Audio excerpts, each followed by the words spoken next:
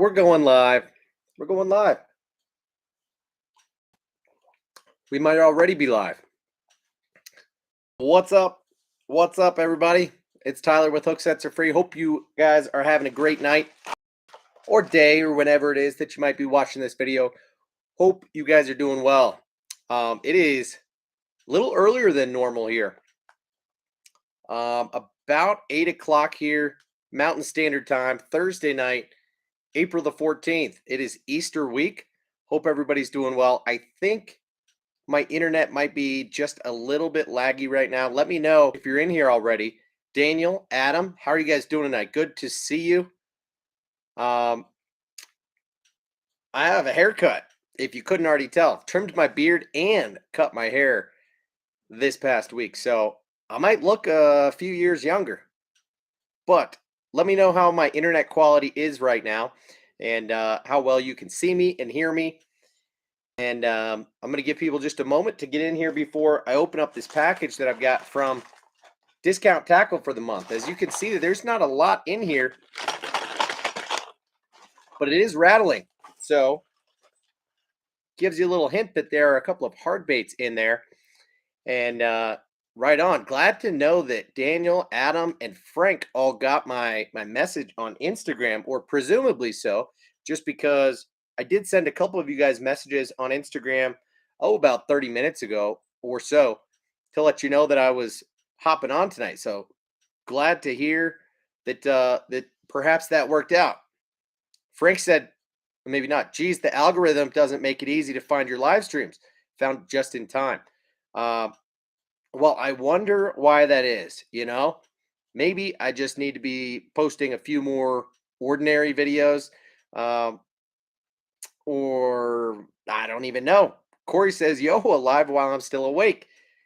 Tonight is one of those rare nights where my wife is not working, and we're going to kind of do our own things tonight. So I've got an unboxing to share with you guys. Wondering if maybe this time difference of me being on an hour earlier than normal might lead to a few more people being in here, but we'll see about that. Alan in the house. How you doing, Alan? Good to see you, man.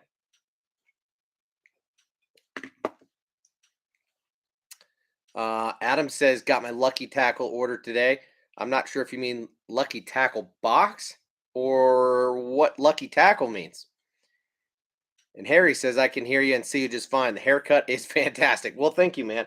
I appreciate it. Feels a little bit short. We do this in my garage. So I do about 80 or 90% of it. And my wife just kind of touches up around my ears and on the back. So, low budget haircuts, but that's kind of how I've been doing it most of my entire life, except for when I was a little kid. Ever since I was probably 12 or 13, been just kind of growing it out a couple months and then buzzing it for the most part, except during my teenage years. I'd grow up for like an entire year and have this long curly shag. So right on, Corey. Daniel says, subscribe and turn on the bell. Helps find the stream. That is definitely true. Not only being subscribed, but having those notifications turned on definitely does help. Also, if you just search Hooksets Are Free on YouTube and then maybe click on my channel and scroll down, the video should pop up pretty quickly, but I'm not 100% sure about that. No, Adam, I don't think we've got any Lucky Craft in here tonight. But obviously, last stream was really all Lucky Craft. So I still can't get over this. Have you guys received your orders yet? From those of you who did hop on immediately and purchase some of these baits? Because honestly, since then, I have seriously considered purchasing a handful more of this Magic 2.2, specifically in this Mad Craw color. I love this color pattern. This they call it Mad Craw, but it's really kind of like a matte finish, matte craw, if you will. Red and orange, pretty sick. Really like it. Bruce Nichols in the house. What's up, dude? How you doing? Alan says, notification is how I knew you were on. Well, sweet. Glad to hear it, man. Oh, Adam got his Lucky Craft order today. Got it, got it, got it. Did you order any of the flat 1.5s, or did you just order BDSs, or what all did you order in your Lucky Craft order? Because I am very excited to get out and see how this baby runs as well. And it definitely tomorrow or on Saturday night, I will be back on, and I'm going to show you guys a couple more of my homemade flat side crankbaits that I've been making up, a couple new color patterns, and I do hope to get on the water tomorrow if I have an opportunity to at least see how they run, because I've got, I think, 3 more that are done at this point. So Frank says, I was subscribed, but I had to turn on the notifications in order to find this one. Interesting. Well, hopefully that does solve the problem. We'll see about that. Adam says, I ordered everything you showed plus an extra mad craw and a jerkbait. Sweet. That's hilarious, but cool. And Alan caught a 17-inch bass on a flat side last Sunday. Right on, man. Good to hear. I'm hoping to catch a 17-incher here in the next, days to weeks for sure. Because as you guys know, I really got out for like the second time last week and did catch my first 3 bass of the season, but it was at a small pond where the fish tend to be small. There's like 1 or 2 decent sized bass in there. And, I'm lucky if I catch them once a season or 2. So I will cross my fingers that I manage to get a hold of those fish at some point this year, but that is never the expectation. It's really more of a numbers game than it is size at that pond. But I went there to just really get out of the wind that day and just have an opportunity to go somewhere to fish and see how a couple baits run in the water. And, as I explained last live stream, I was pretty excited to see that not only does this thing run really well, but that when I was literally just kind of almost figure eighting it in front of me, um, I was just running it back and forth, back and forth. Fish came up and munched it. So that was pretty sweet. I was really surprised to see how well this rear spinner blade spins. I'm not surprised at the Megabass Okashira screwhead, because everybody knows that this thing is money. It spins like a dream, especially because you get these counter weighted blades that are different sizes, right? But this accessory made by Zappu called the Para R is just a screw-in accessory that you can put into any soft plastic. But as you can see, that thing spins really well, and it was a pretty sweet rig. So happy to give it a try and to just see how well it runs, actually. So Matt says he's in here. What's up, dude? How you doing tonight, Matt? Adam caught 5 bass today on the Zoom Lizard. Biggest was maybe half of a pound, but dinks are fun to catch too. I totally agree with that. And congrats on catching a couple fish, man. I mean, 5 is better than a couple, so right on.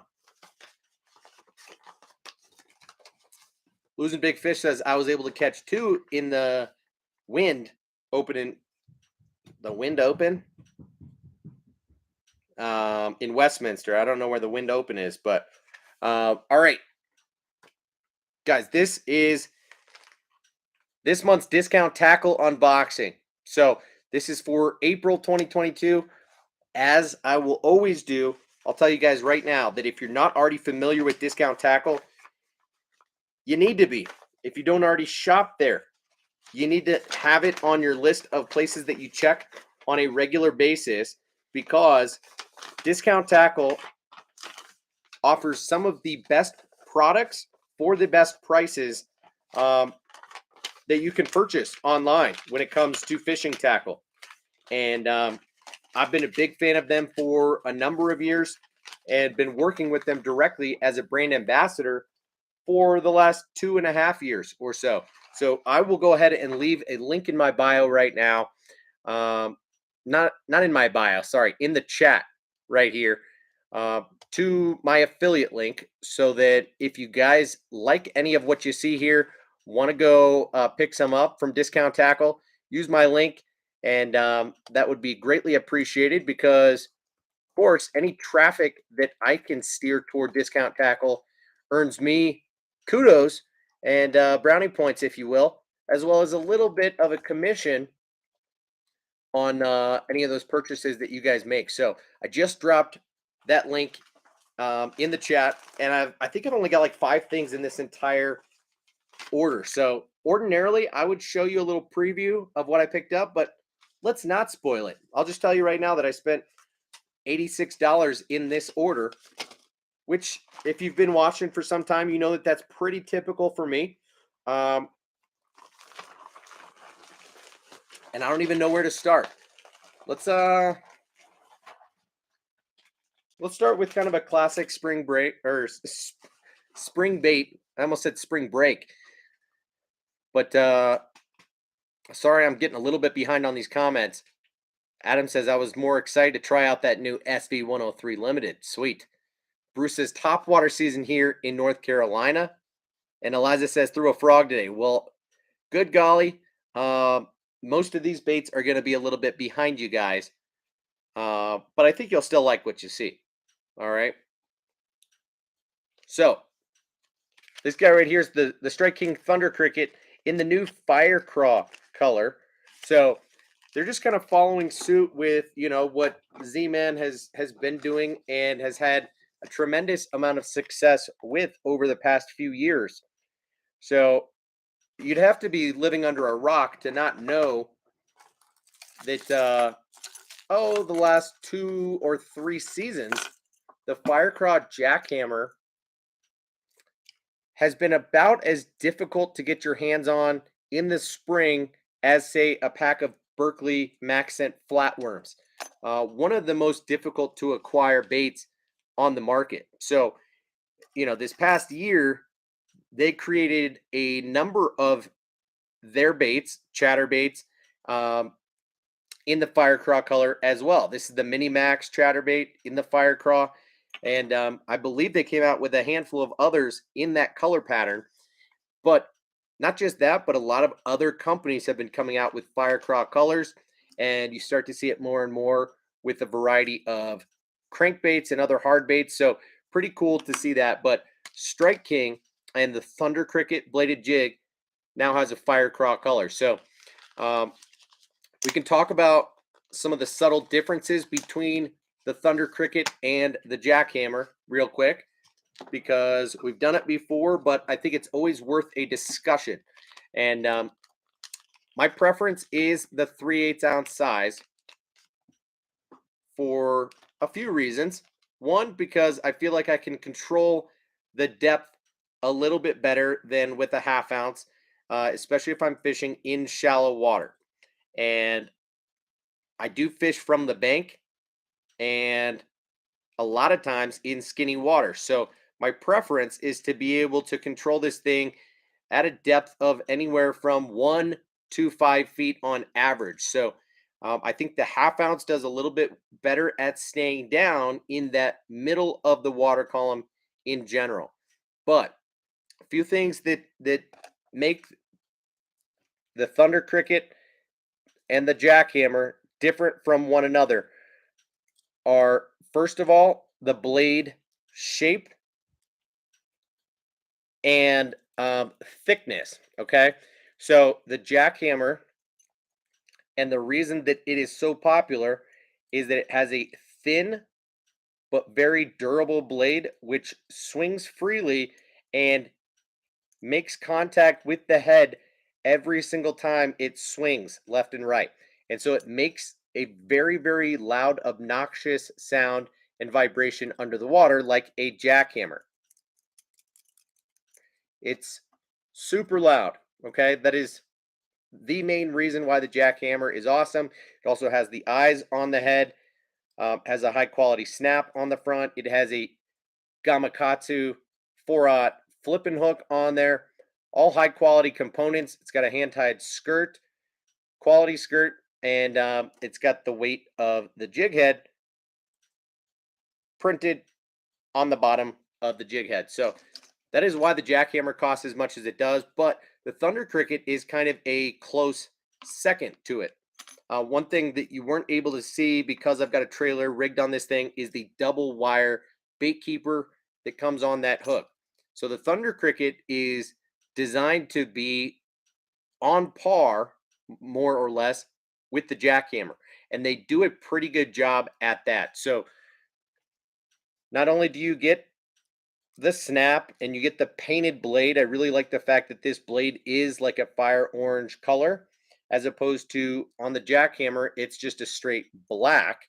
So kind of like that little difference. But on the head, you get that extra detail with the paint as well. I believe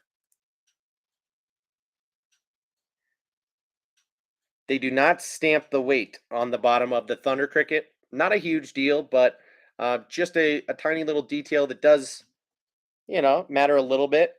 One thing that makes the Thunder Cricket different is that this head swings up and down inside. I mean, the line tie inside the head. So this just adds a little bit more movement as well as clears that blade out of the way to make for a slightly better hookup ratio. Although I have no issues with hookup ratio with the jackhammer. Um, So that's kind of an interesting feature, not necessarily better or worse. Here's a feature that is slightly worse is that this skirt is not hand tied and it's not the highest quality, but it is a decent skirt nonetheless. One thing that some people might argue is a better feature is this combination of the hook and bait keeper. So this is the owner jungle flipping hook, which some people prefer to say the Gamakatsu flipping hook. Um, so this is an owner Zowire hook, and it is stout and strong. It's got a single wire bait keeper and then this barbed lead bait keeper as well. So super high quality bladed jig, a little bit cheaper than what you get with the jackhammer, but not by a significant amount. So I want to say this thing retails for like $13.99 instead of $15 to $17.99 with what you get with the jackhammer. But the Thunder Cricket, $11.89 on Discount Tackle right now. Not a great deal. You can find them a little bit cheaper at some places, but I really wanted this Firecraw color, and it was that time of the month for me to make a purchase at Discount Tackle. So I decided, what the hey, I would throw it in there and pick up that color because I do have a bunch of the Thunder Crickets as it is right now. In fact, this entire section of my box is filled with them. I've got probably 10 or so, and I do like it quite a lot. So to go with that, as well as the jackhammer, is the Firecraw color of the Z-Man Goat.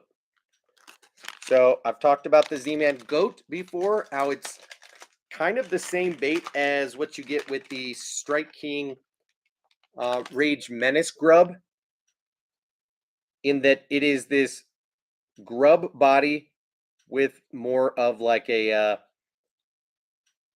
cross style kicker tail. So it's almost like a Rage Menace grub and a Rage Bug combined. It's closer to the Rage Menace grub in profile and in action, but you actually, with the goat, you get more of a cylindrical, borderline flat bottom than you do with the Rage Menace grub, which is perfectly round. So this bait actually does a little bit better when rigged horizontally as opposed to vertically, especially if you're going to skip a chatterbait, and just the color profile fits really well. So you'll see that I've got this baby goat rigged on the Mini Max chatterbait.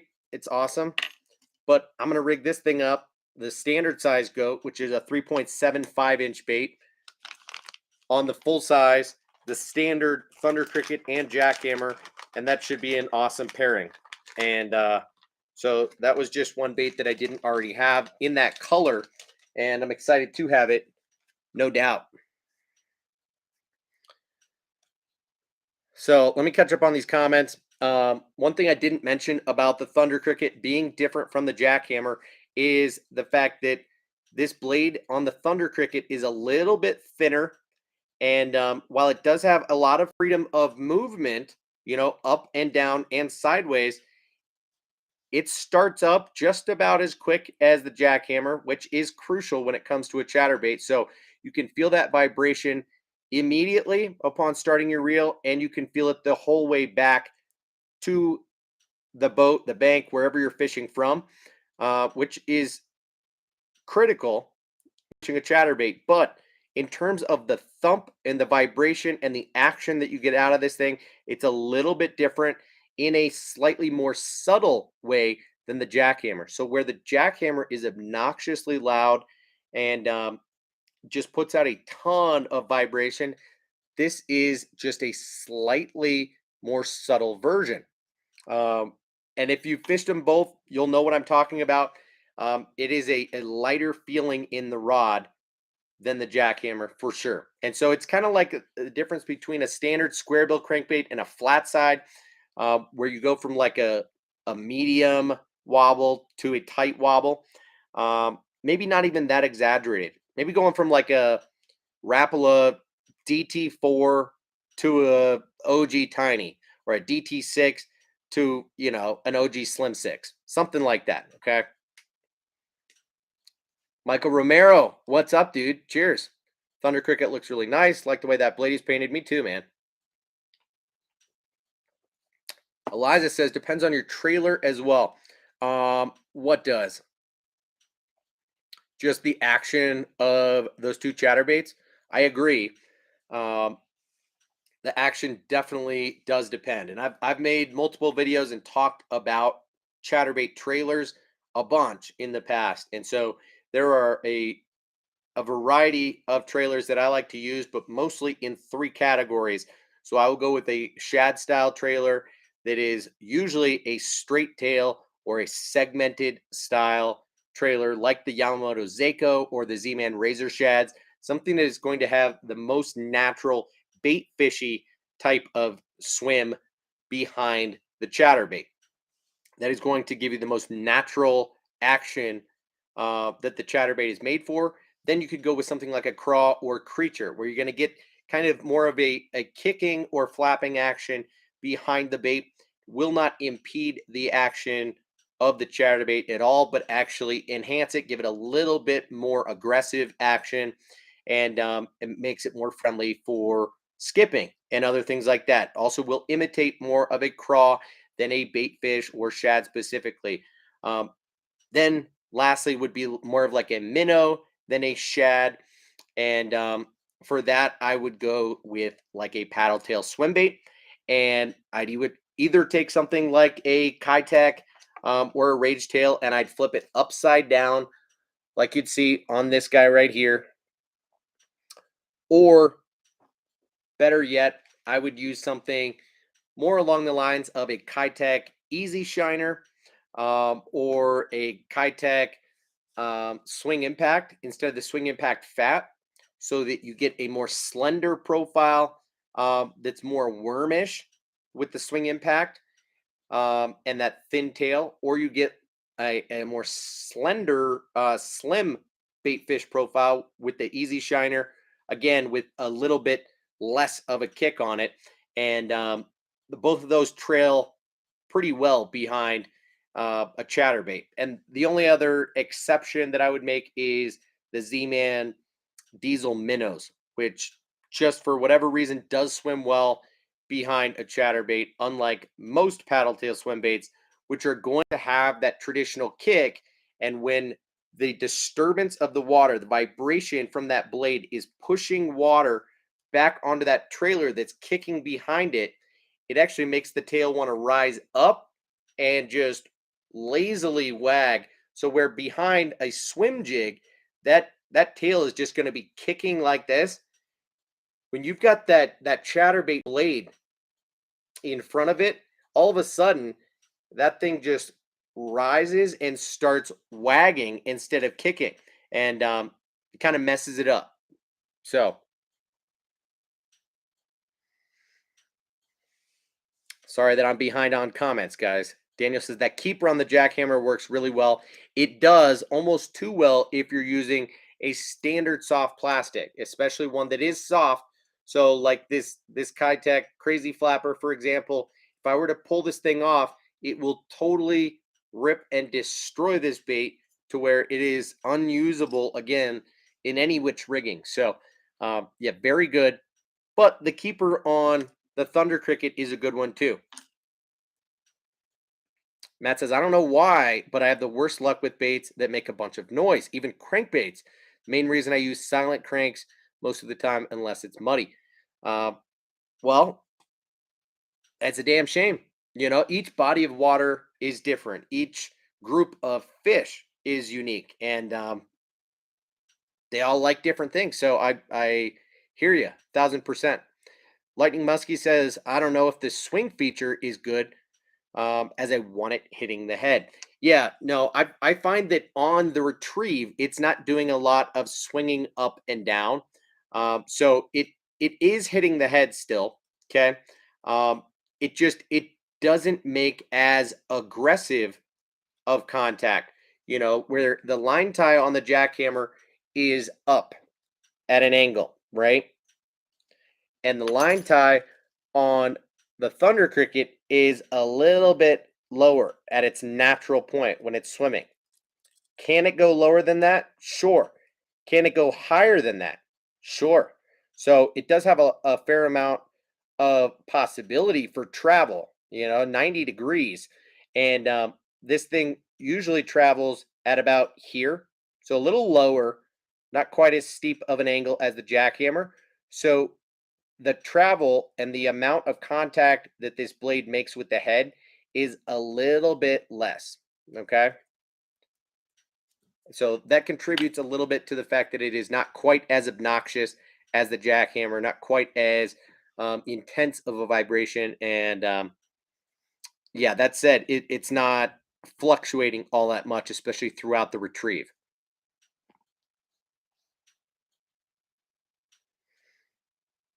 And you're right, the owner is a slightly better hook, but I've had zero problems with the Gamakatsu flipping hook, especially on the jackhammer itself. So, Lightning Muskie, no, I have not had the experience of a Z-Man Elastec melting the skirting material if you leave the trailer on a bait. In fact, I have multiple baits that I've had rigged up since last season and not had that problem. Of course, if you're leaving them in a hard plastic box, it will warp the plastic. If you leave them side by side with plastisol baits, yes, you already know. Of course, that will melt, but no, it will not melt skirting material. So, good question.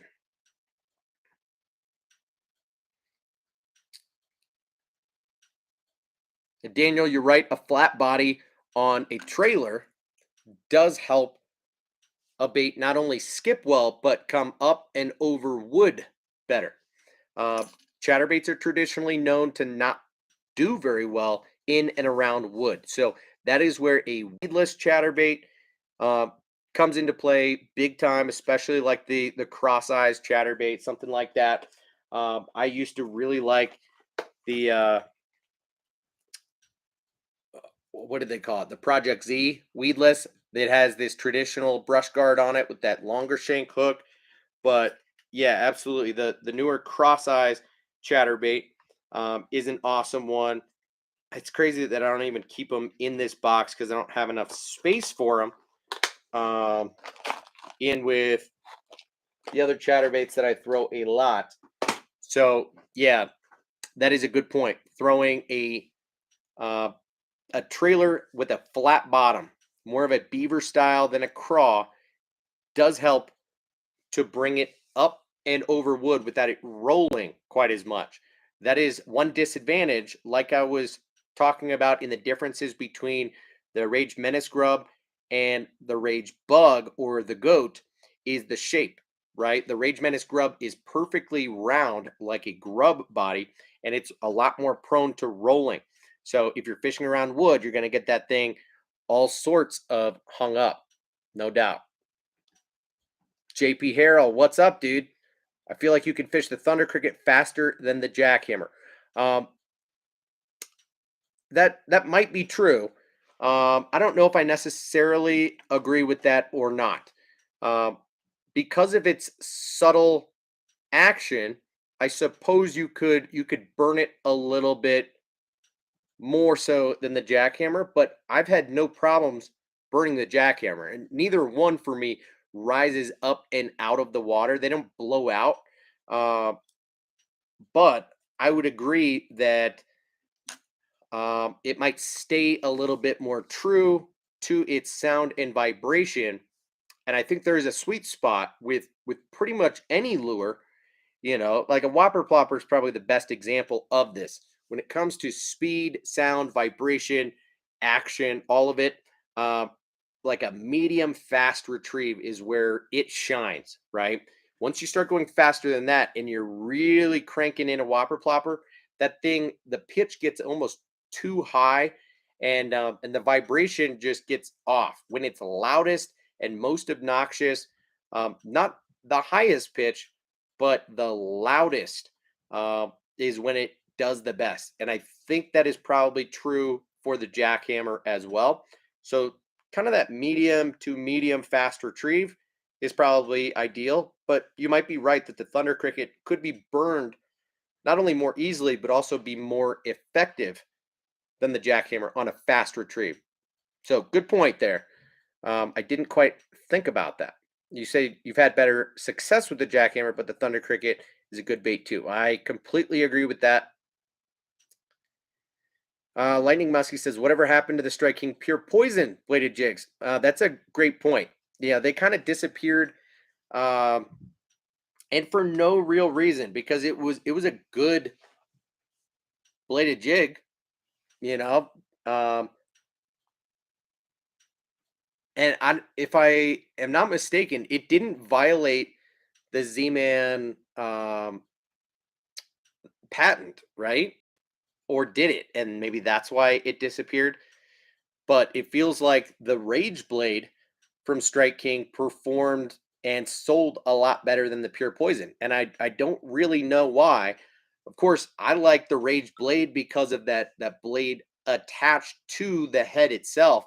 Not that it's really a much of a head, but that chunk of lead on the head. And I felt like because of that, it came over and through wood cover better than most. It was right there in the middle of my rotation for a number of years. But yeah, that pure poison was kind of underrated for sure. I agree with that. Matt says I was testing that elude grenade gill yesterday and today. Thing sounds like a grenade when it hits the water. Sounds like a beaver when they smack their tails.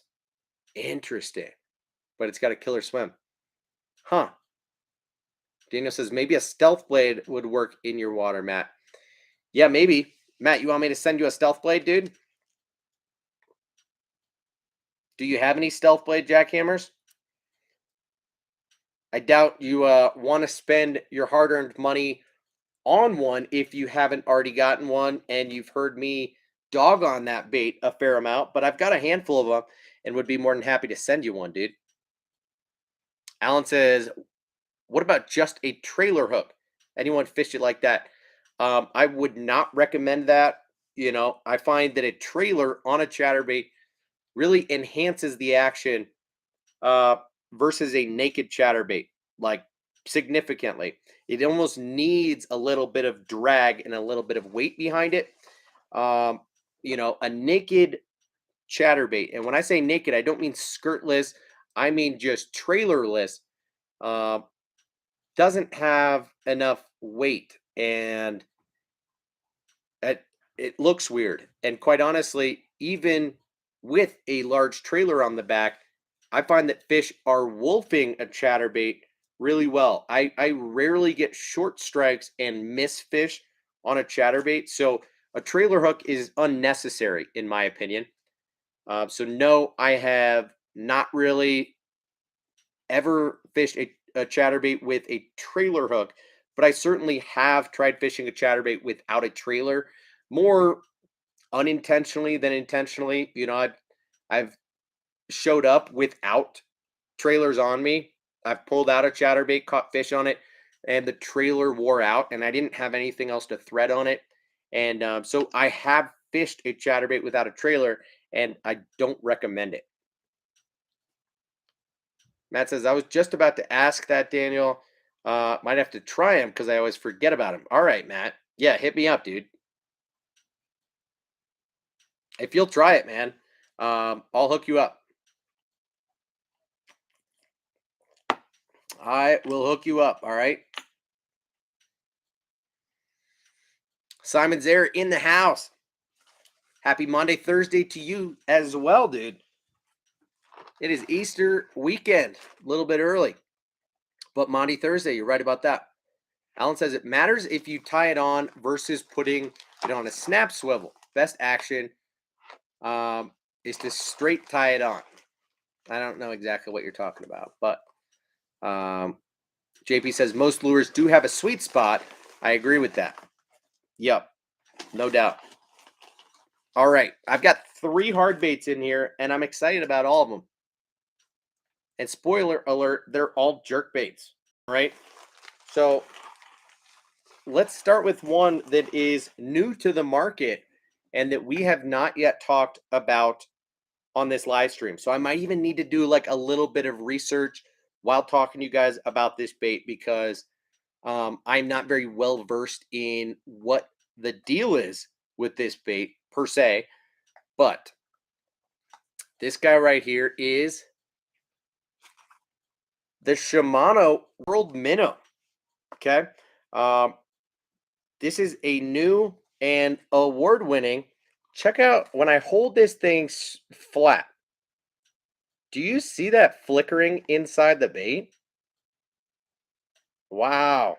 That is something you would not have seen unless it's on video. I'm holding this thing straight. I'm not going like this right now. Wow. I did not know what that was, what that meant. So it says right here, flash boost. And I would agree with that. Flash boost, baby.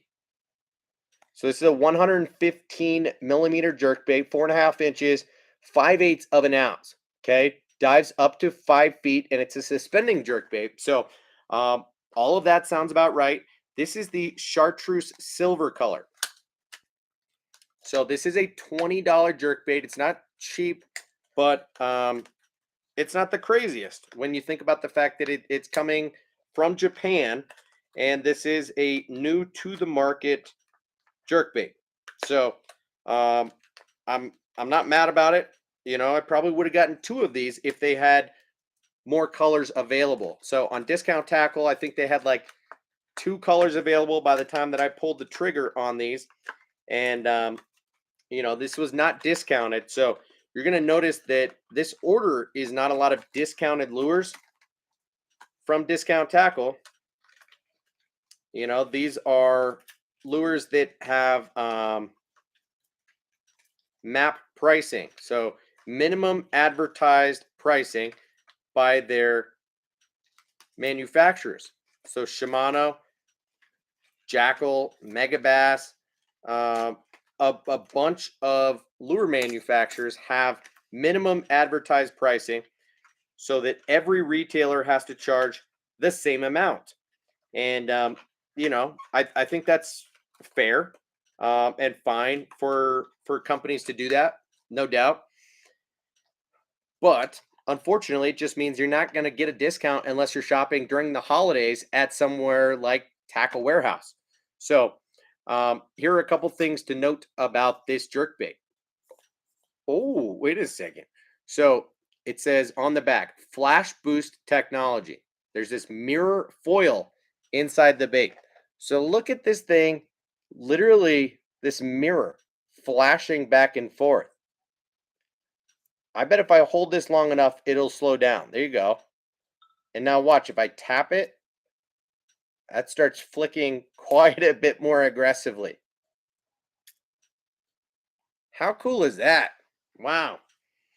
That is the Flash Boost technology. Now it has Jet Boost technology in it as well. That says it utilizes a spring loaded weight transfer system to increase casting distance. Um, and so let's check out what this spring is about. Can you guys hear that? This bait is not completely translucent, so you're not going to be able to see the spring itself.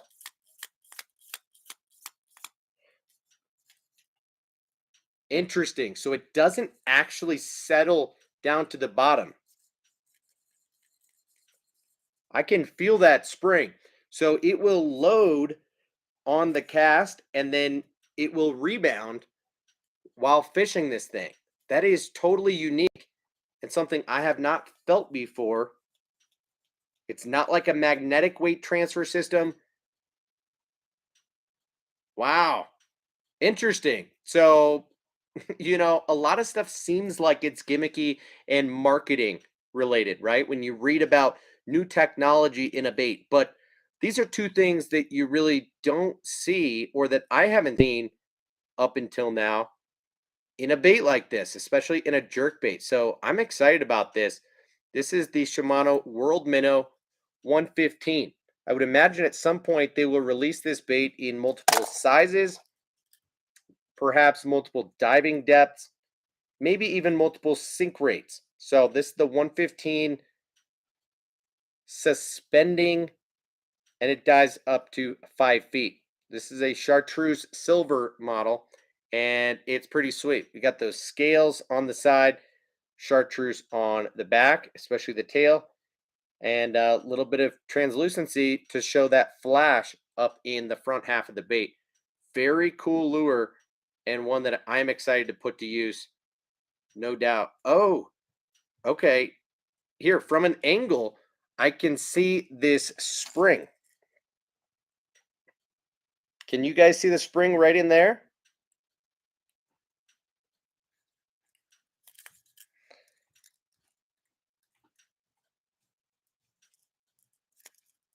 I doubt you'll be able to see it. Sorry, you could probably see it as it was sitting there, but it does not slide much when you tilt this thing upside down. So it slides just ever so slightly.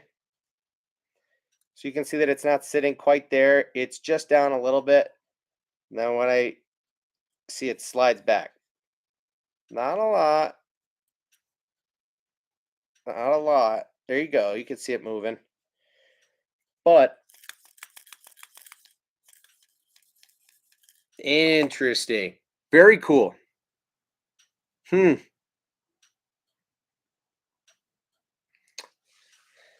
Yeah, Matt, I have also really only heard good things about the World Minnow Jerkbait as well. I would say from a profile standpoint, this thing is probably most on point with like the Jackal re-range. Let's take a look.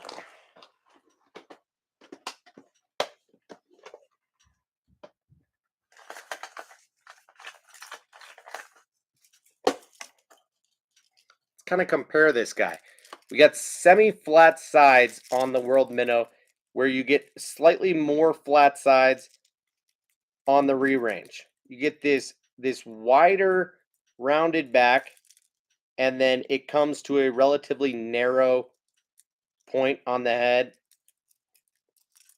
But in general, it's a pretty wide and tall jerkbait. So I think profile wise, that's probably about what is closest, at least in my mind, more than most. Right? Definitely more than any of the Megabass jerkbaits that I have. More than the Lucky Craft baits, more than the dual hardcores or the 6 Cents or the Spros or the 13 Fishing Loco special. So closest to the Jackal, but I have no idea what the action is going to be like on that guy. So I will have to give it a shot. I have not seen any underwater footage of this guy, but we'll see. You're right, and I'm not stunting about that. It is an expensive box, man. We don't need to talk about dollars, but yeah.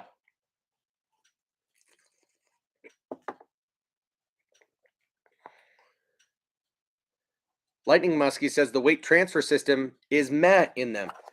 Well, that makes me wonder because maybe it rebounds on the cast. Like it doesn't lock in place.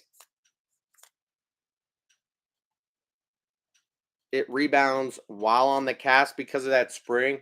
So on the load up, it's good. And then in the air, it kind of doesn't continue to do its job. I do wonder about that. Daniel says only the blue silver is in stock right now. Well, shucks. That seems to be the least in demand color for whatever reason. Looks like it's a fine color, but I don't know.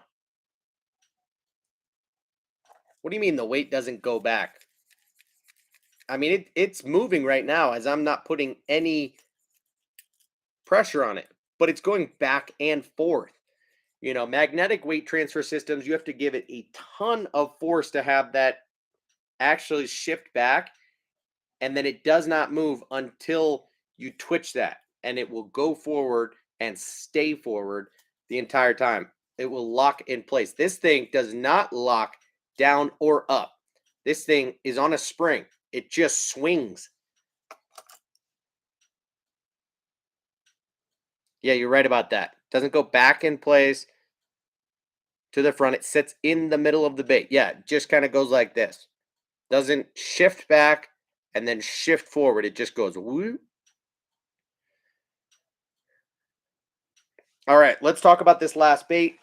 In case anyone's in here just for the unboxing, I've got two of these lures in here, and I have Matt, aka Matthew Acevedo, aka South Jersey Fisherman 028, to thank for this purchase.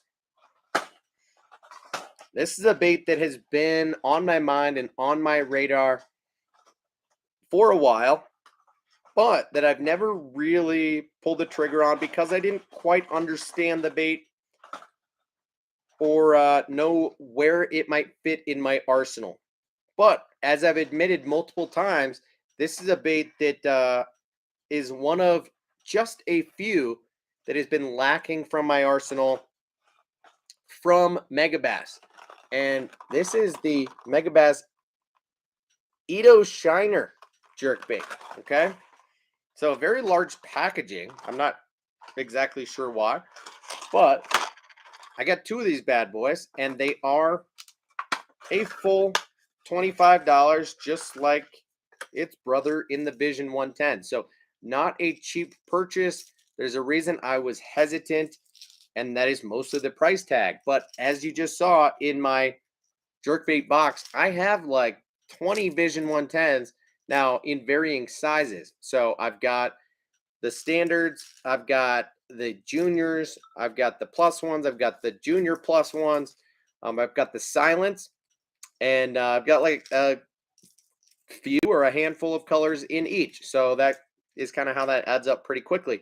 But a couple things to note about the Edo Shiner jerkbait is that this guy is a 115 millimeter jerkbait, so right at the same size as the World Minnow. He's a half ounce and it suspends. I don't know exactly how deep this thing dives. If I had to guess, I would say right in that same range of somewhere between 4 and 6 feet. It does not say though. So it says that this bait has a sharper high pitch and roll action compared to the Vision 110. And with jerks of the rod, it darts up to 30% farther than the 110. The flashing produced by the flat-sided shiner body is intense, and the triple tungsten weight oscillate system allows it to realize overwhelming long-distance casting. So apparently this guy is what came first and then inspired the Vision 110, which is a slightly smaller bait and slightly more refined or toned down version of this bait, if you will. So let's compare these side by side. All right. Profile wise, you'll see that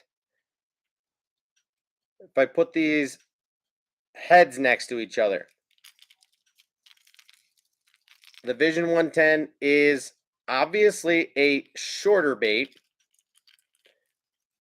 but it's also not quite as tall profile wise or wide, however you might put that. From a width standpoint, they're about the same, right? I mean, from the top, they look pretty similar, but from the side, this shiner body is a little bit taller, and then the bait is also longer, being 115 versus 110.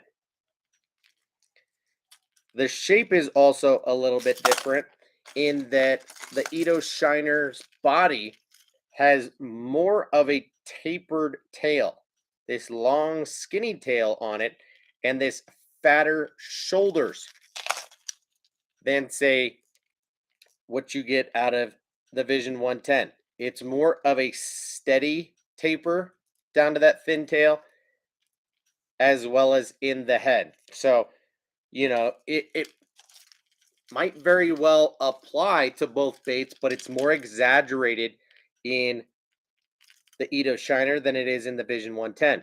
The bill is just a hair longer on the Ito Shiner, so it might dive a little bit deeper, but also it has a cupped bill. So let's see if we can show you this with these side by side. It's tough with this frosted bill for you to actually be able to see it.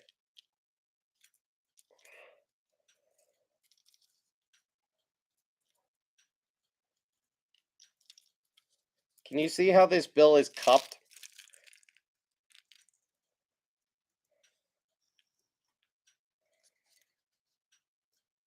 There's an indentation. It is scooped on this bill. Very hard. There you go. You can see that right there.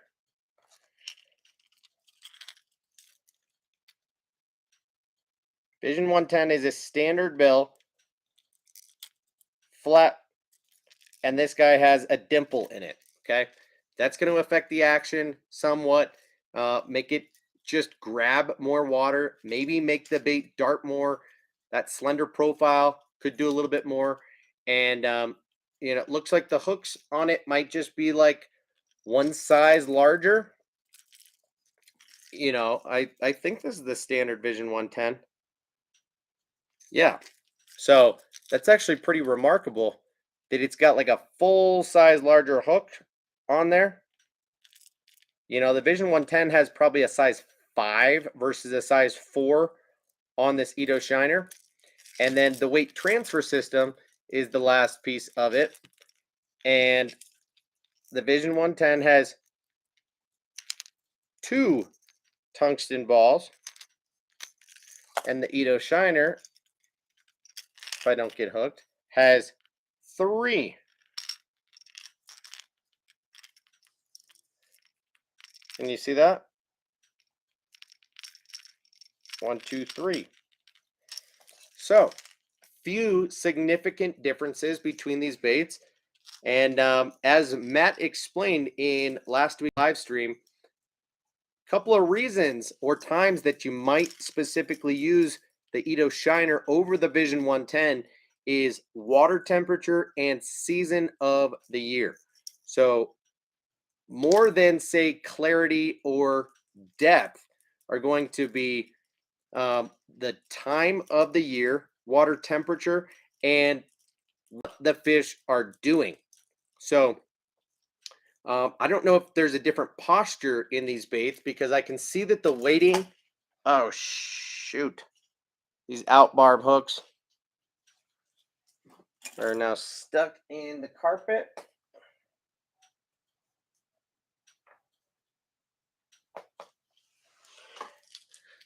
Um, so the weighting in these baits, there is a weight sitting in the nose of the Vision 110 in front of this first hook hanger, and that does not exist in the Ito Shiner. Very interesting. The weighting system is different, placed differently. So I wonder about that and how that affects the posture and the action of the bait. But the Vision 110 does sit nose down. The Ito Shiner might be a little bit more horizontal. I'm not sure, but they're both suspending baits. And the Ito Shiner does have a great reputation, is a little bit more underground of a bait. So since Matt was talking it up so much, saying how great of success he's had on it, I decided to finally pull the trigger and pick a couple up. So um, this is perhaps my all-time favorite color that Megabass makes, and it's the matte shad. Okay, very versatile color in multiple water conditions, water clarities, weather conditions, and I love it. The other color I got is GG Perch. Talked about this color a fair amount, and this is a shiny scale pattern that is a perch type of pattern with a lot of reflection. So those flat sides are going to give off all that flash. And specifically in smallmouth waters and where there are yellow perch, I think this profile and that flash are going to work wonders. So you get kind of everything working together with these semi-flat sides that are going to assist with the flash, the taller profile, which is going to resemble a yellow perch really well, the slightly longer profile, which will resemble a perch really well, kind of like the Megabass Canada. So I will use those kind of interchangeably, but where the Vision 110 is historically known to be a really good cold water jerkbait, specifically when you want a jerkbait to suspend for long periods of time in cold water. So an early season bait that you might twitch and let sit for 10, 15 seconds or longer.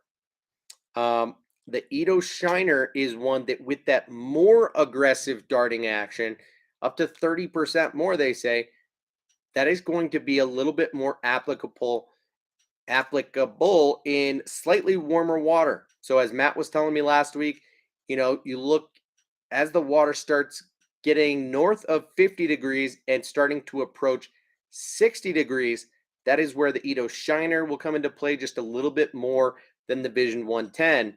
And that is what I plan to do as well. So my waters are still in the 40s, and I'm throwing suspending jerk baits in cold water where I'm working them a bit slower. Uh, just kind of on a twitch, let it sit, sit, sit, twitch, let it sit, sit, sit, twitch. I don't have the patience to let a bait sit for 10, 20, 30 seconds at a time.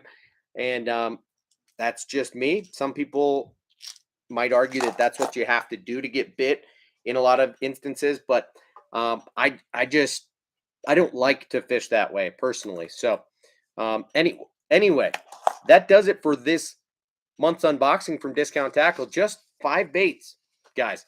3 jerk baits that are all top dollar. So 2 of the Megabass Ito Shiners, 1 of the Shimano World Minnow, a Strike King Thunder Cricket in the Fire Craw, and a pack of the Z-Man Goat in the Fire Craw color as well. So all relatively high dollar baits, and still a package that I'm very excited about.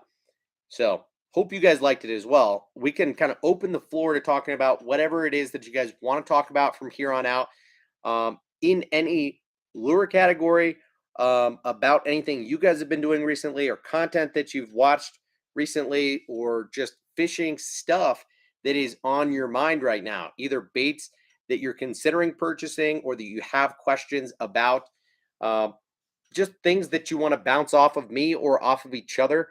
Let's kind of go from there. What are you guys thinking about? What do you guys want to talk about from here? Let me catch up on these comments right now.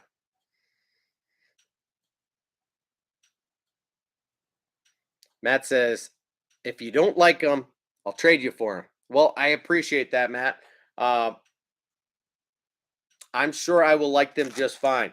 As I said, there was really no good reason that I hadn't pulled the trigger on them just yet. The same thing happened to me with the X80 trick darter for a while, especially because it has two hooks on it. But um, eventually you got to get around to trying it all and starting to understand where one differs from another. So I appreciate the recommendation and the encouragement. After you mentioning the success that you've had on that bait in particular, uh, and that it excels in that, say, 50 to 60-degree water, that's what made me think, okay, I probably do need to actually give it a try. So thank you for that encouragement, man.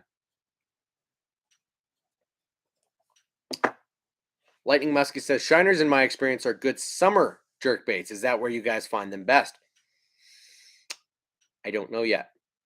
No, I tend to fish a Lucky Craft pointer, a Rapala X Wrap, as well as a couple of other jerk baits, more in the summer, which I have right here, filling up this box. So Lucky Craft pointers, Rapala Rip Stops, um, Rapala X Wraps, Lucky Craft Pointer XRs, the Lightning Pointer, and some other Rapalas and Strike King baits. But really, it's those three main ones in the Lucky Craft Pointer series, the X Wrap series from Rapala, and the Rip Stop series that I fish a lot in the summertime. Because those are baits that either fish a little bit more shallower, like the Rip Stop, the Jackal Re-Range 2, that you can hit really hard. And, they still have a really good crisp action. You can fish them fast, you can fish them hard. And then same goes for the pointer and the X Wrap. Very aggressive action, very loud baits. So those are kind of things that I tend to prioritize in the summer when fishing a jerk bait.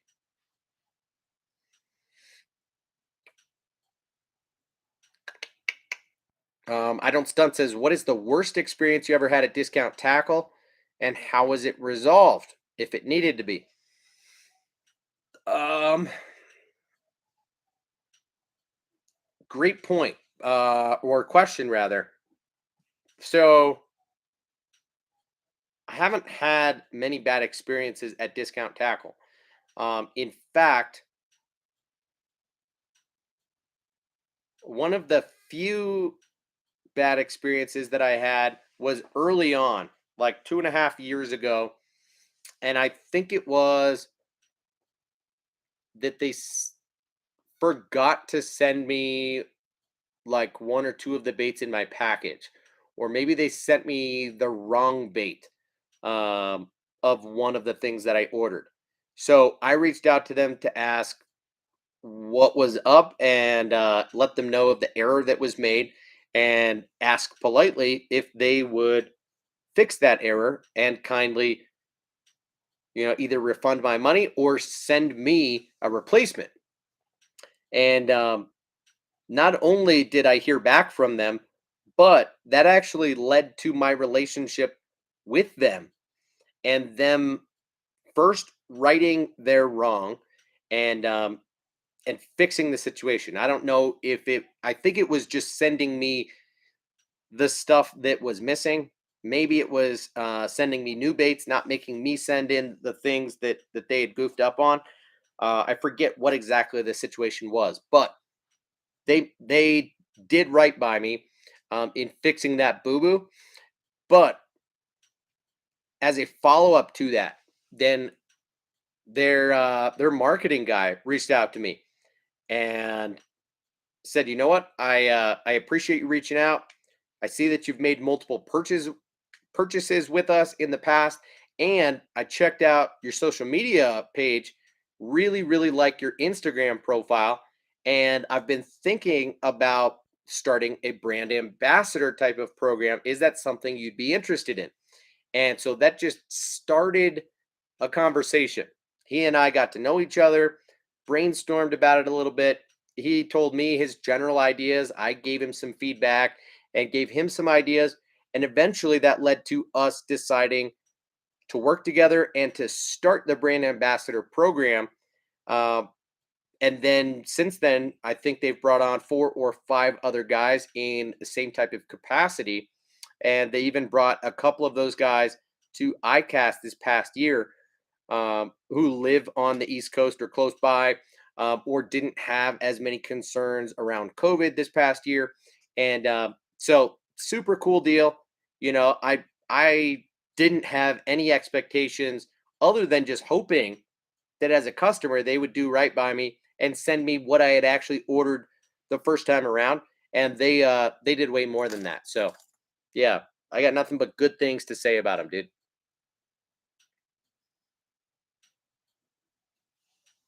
I am now way behind on the comments. Sorry, guys. Daniel says the Edo Shiner is a 6 foot diver. Okay, sweet. Let me catch up. Adam says drop shot. Worth learning how to do. Never done it before. Yes, yes, yes. Got to do it. I did it a lot more last year than in years prior. And I always just felt like as a bank angler, it's a hassle, right? Because it is. Not only are you tying leaders pretty frequently, unless you're fishing with like a straight 8 or 10 pound fluorocarbon, which most people don't. They're going to fish with a braid to a leader for the most part. And so that's what I do. So you got to tie on the leader, and then you got to rig up the drop shot, which is a little bit of a hassle. Um, only takes a couple minutes, but then traveling with a drop shot rod, you get that leader and the weight swinging around, which is kind of annoying. And then on top of that, you get the weight breaking off while fishing the drop shot a fair amount, right?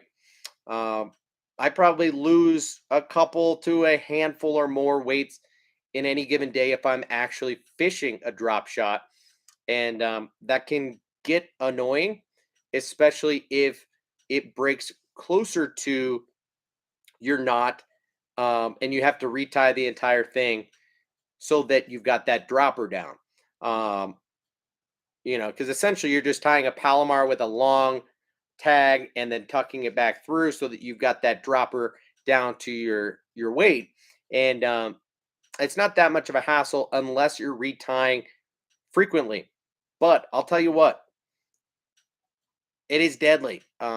If you don't fish a drop shot much, you need to experiment with it and figure out just what you like and what you don't like about it. Because I had a tremendous amount of success on it last year, especially in the late pre-spawn, the spawn, and the post-spawn of last year, more than I did like in the summer. Um, but it was deadly for me last year for sure. So you got to get on it.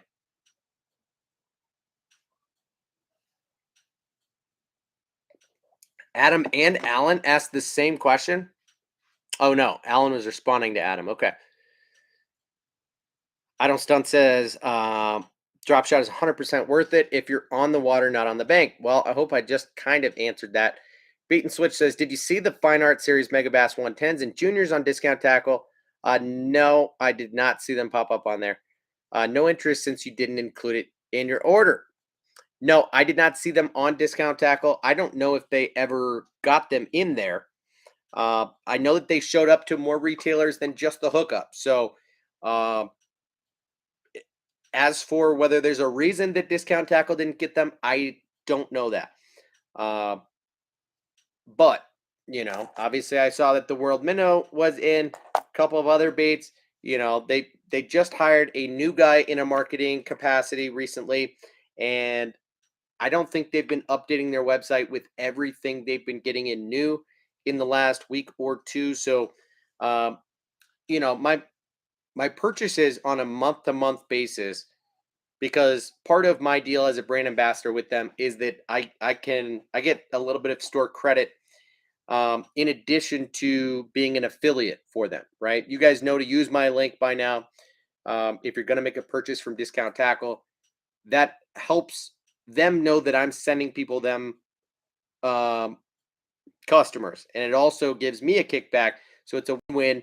Uh, well, it's a win-win for me. You don't really save more money, but shopping at Discount Tackle, you're usually going to save money, and you might as well check there while also shopping around at other websites. Okay, because you can save money day in and day out, and not have to wait for sales and things like that. But for them to know that I'm sending customers their way is a good thing. So it's a combined sort of deal where it's an affiliate program and also a little bit of store credit on a month to month basis. So I do make a purchase there every month, some of which is out of my pocket, some of which, um, is paid for by Discount Tackle. And so when I'm on there every month looking around, first thing I do is see what's new. And then second thing I do is kind of comb through the entire website and cross reference with what my wish list looks like on Tackle Warehouse and things that I've heard about, been thinking about over the past month to think about adding to my cart, right? So, you know, the Edo Shiner this month, the Spro Little John 50 last month, um, as well as the Berkeley Fritz sides, things like that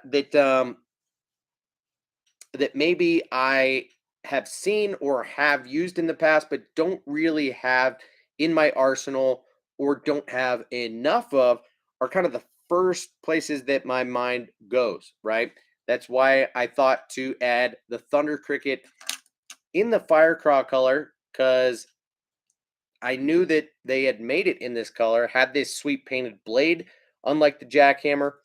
And while I was at it, I looked at trailers and saw the goat in the Firecraw. I had only managed to pick up the baby goat in the Firecraw color because when I first picked them up, that was the only color, the only size of the Firecraw that was available.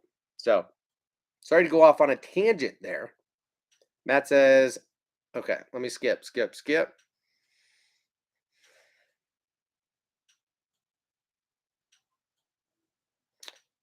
Adam, you would not need to clean up your bait after every cast. The weight is what will hold that slime.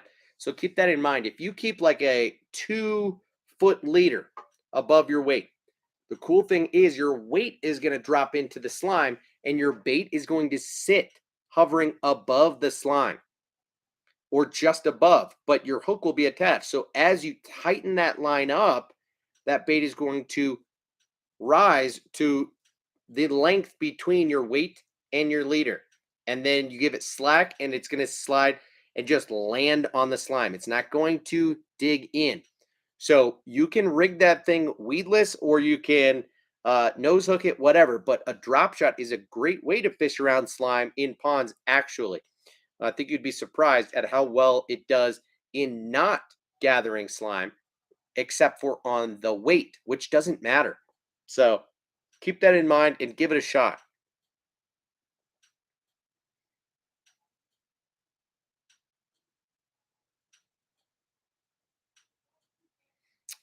I don't stunt. Yeah, well, feel free to drop a fat bag at Discount Tackle, but please do click on my link before you do that. And just know that they've got great customer service. And also, I have a decent amount of pull there. So if God forbid something happened on that purchase, and and you needed a good word, you needed someone to help jump in and save the day. Which honestly, I've I've made probably 50 purchases at Discount Tackle at this point. As many or more than I've made it at Tackle Warehouse. And it's been one or two times that they've like goofed up. It's been next to never. Yeah, Tackle Warehouse and a bunch of other places will um, they'll say that something's in stock and not send it to you and not give you any sort of notice, and that is disappointing. Now all of a sudden it's back ordered and you get it like 6 months later. That doesn't happen at Discount Tackle. Um, I've had very few issues, if at all, with Discount Tackle. So I do recommend them for sure, especially if you can find a whole bunch of stuff that you like there and you find good prices, right? If you go back and watch some of my old Discount Tackle unboxing videos, you'll see that ordinarily I do go out of my way to buy stuff that is on sale at Discount Tackle. And so on average, I'm saving anywhere from 10 to 20% total on my order. So if I'm spending 80 bucks, it's usually on like 90, 95 bucks worth of baits. So pretty sweet deal. It's a big reason that I started shopping there in the first place, and the fact that they have good selection only adds to the sweetness that is their website. They've got top name brands and they've got a good selection at that. Now, of course, they don't carry everything like Tackle Warehouse does. Um, they're not the biggest retailer out there, but they do a remarkable job, and I'm a big fan for sure.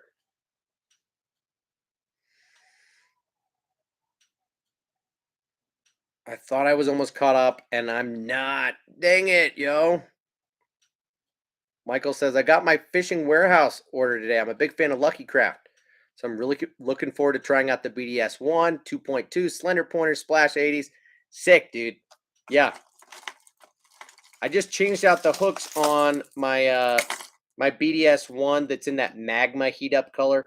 It's upstairs in my office right now, but the BDS 1 I will fish a lot in the summer as the weeds really grow up in my waters to where I need a bait that's going to run high in the water column, where I would ordinarily burn a spinner bait or throw a light weight swim bait or throw a chatterbait and keep my rod high and keep that thing up and just ticking the grass. That's what I'm going to do with the BDS 1. The BDS 2.2, I'm going to throw this bad boy a little bit deeper in the grass. So not in the same areas, but where I've got a lot of grassy situations, where I would fish a chatterbait a lot of the time.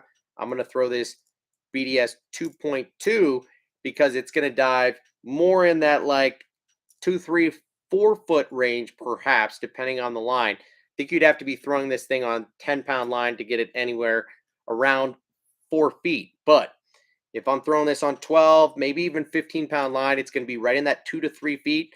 And for me, that is a great running depth to be hitting and running in and out of grass. So I'm excited about the BDS series for sure as well. And the G Splash, I look forward to putting to work a little bit more this year because I only fished it maybe a couple times last year. And it is one that does sit ass down in the water a bit, and I believe is meant to be popped more traditionally than walked, but it's got that bigger profile, and it's got a loud rattle system in it. More of like a one knocker, and yeah, I've only heard good things about the G Splash, and at this point, I've got now 3 of them, and just still haven't really dialed in where and when I'm going to use it over, say, like a Megabass Pop Max or like a Rebel uh, P71 or P70, old like Magnum popper, something like that, because that's really where this guy fits in, being a large profile popper. That slender pointer is pretty sick too, though. Excited about that.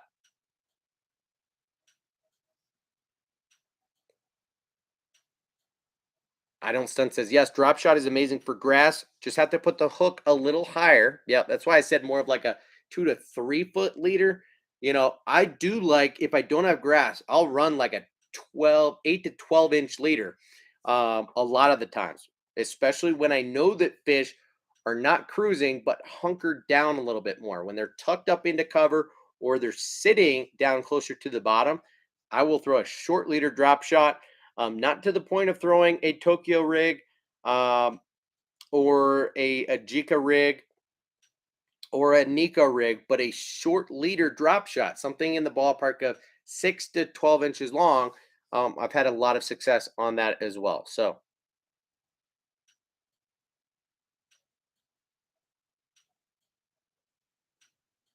and that's also a good point that you make. So, a longer leader is necessary because instead of it being vertical, a lot of times you're horizontal. So, all of a sudden, that 2 foot leader, when it's horizontal, is only like 1 foot off the ground instead of 2 feet, right? As you pull it, you're at more of an angle. That 2 feet is traveling this way instead of like this. Great point, dude.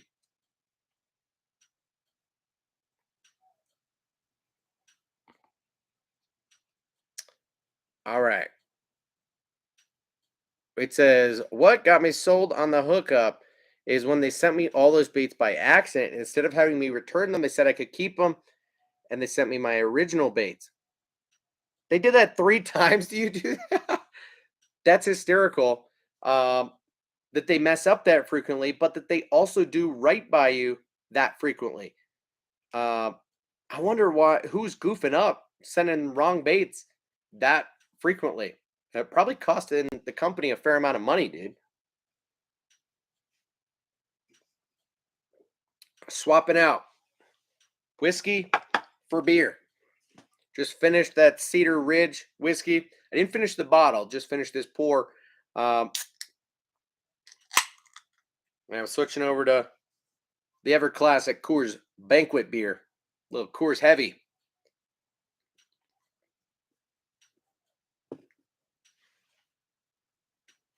Daniel says, should I tell them about my recent purchase mistake? Probably. Drop shot with tungsten.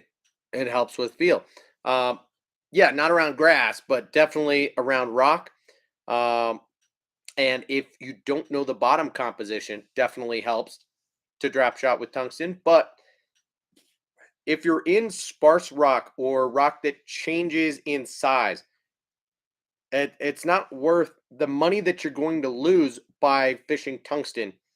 Because again, I said I'd run through maybe anywhere from 3 to 6 or so drop shot weights a day when I'm actually drop shotting. And I'm not exclusively drop shotting either. But if I'm out for 2 to 4 hours and I'm throwing a drop shot like half the time, I will still lose a handful of weights. And that adds up pretty quickly when it's tungsten. So Alan says, Tyler, do you throw more hard baits versus soft plastics? Also, I've had great luck on the wacky rig with the clout worm from Six Sense. Yeah. Um, so good point, or good question, rather, Alan.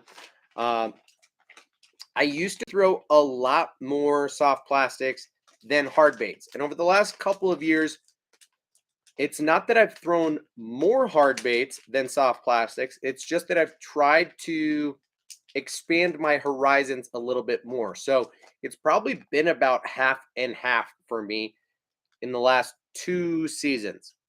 And yet my catch rate has remained about the same. So had I stayed fishing soft plastics instead of hard baits, um, I would have caught more fish over the last couple of years, no doubt about it. But catching the most fish as possible is not my number one goal anymore. Um, I would say learning new techniques, learning new baits, understanding what applies to the situation best is really where I'm trying to push myself more than anything.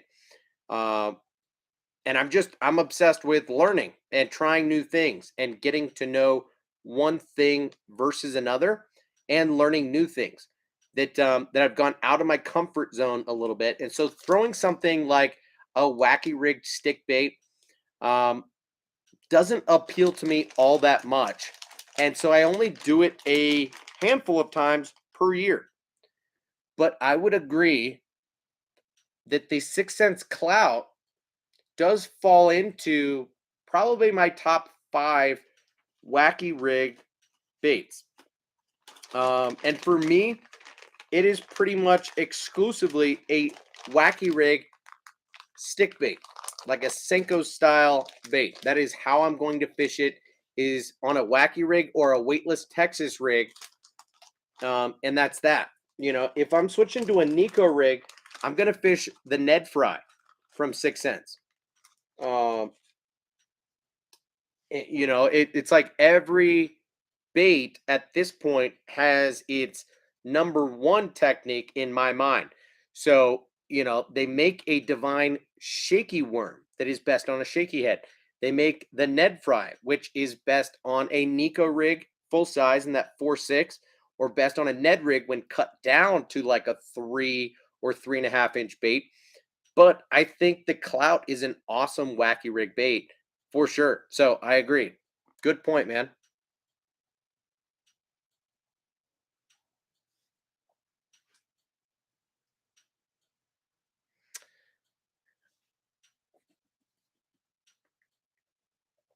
Adam says favorite drop shot bait. Whoa. Dude, that's a tough one. That's a tough one, man.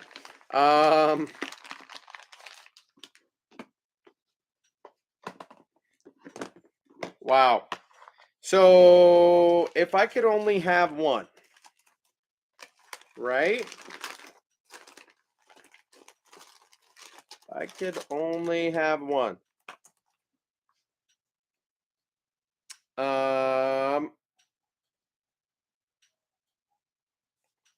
Man.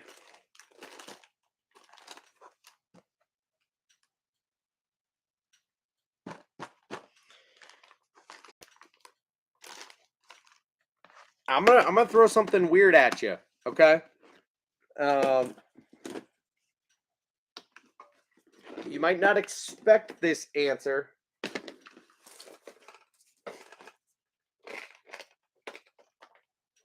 It's not that weird either, but you might not be expecting it. No. No. I thought I had them sitting right here. I've got them up in the garage because they are kind of go-tos for me. But maybe I have a second color of them in here.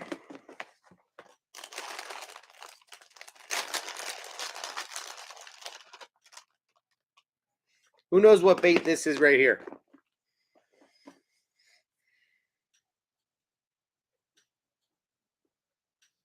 Should know by this tail.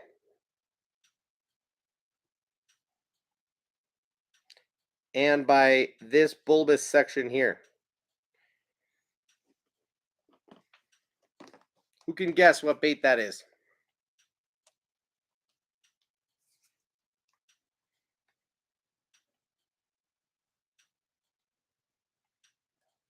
You guys are close.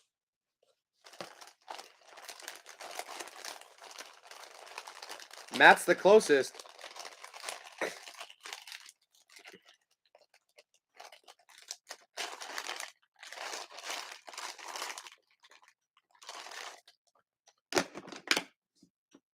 JP, my man. JP's right. The Zoom Swamp Crawler. All right. A very underrated bait. Under the radar. It's a very thin profile worm. Has a super slow sink rate, neutral buoyancy to it. And there's just something about the action of it. And they make a Magnum Swamp Crawler, but the Swamp Crawler comes with like 15 in a bag. Really good value bait, durable bait, thin, skinny bait. And there's just something about it. Dude, the Swamp Crawler is wicked. It's kind of a must-have bait. But I'll tell you what, there are a lot of drop shot baits that I throw. So favorite is tough to say, right? I mean, there are multiple Berkeley baits that I throw. Big bite. The Yamamoto shad-shaped worm is really hard to beat. I almost picked that. The Jackal crosstail shad, tough to beat. Here's another pack of the swamp crawlers, but this guy in the Z3 color pattern. The Robo Worm Alive Shad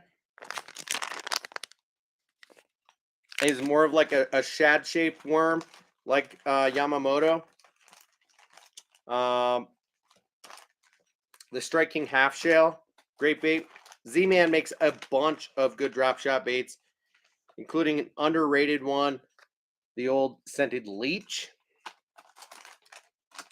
The Finesse Shads is perhaps one of their better baits, especially in a drop shot. Now, I do rig this bait a handful of different ways, but from a profile standpoint, this thing is a magic on a drop shot or on even a chatterbait. I don't talk about this much on a chatterbait, but take a look at it and explain to me why this thing wouldn't or doesn't excel on a chatterbait.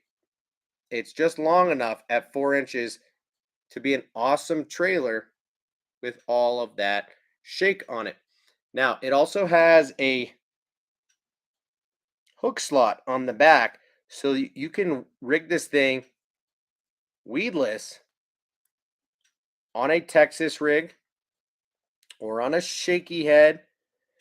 And the Finesse Shads is one that's been around a long time and one that is a really, really good bait. So I don't talk about that one a lot, but I do throw it a lot. TRD Minnows, the X-Zone Finesse Slammers, really good. And then, of course, all of the Max Scent baits, specifically last year,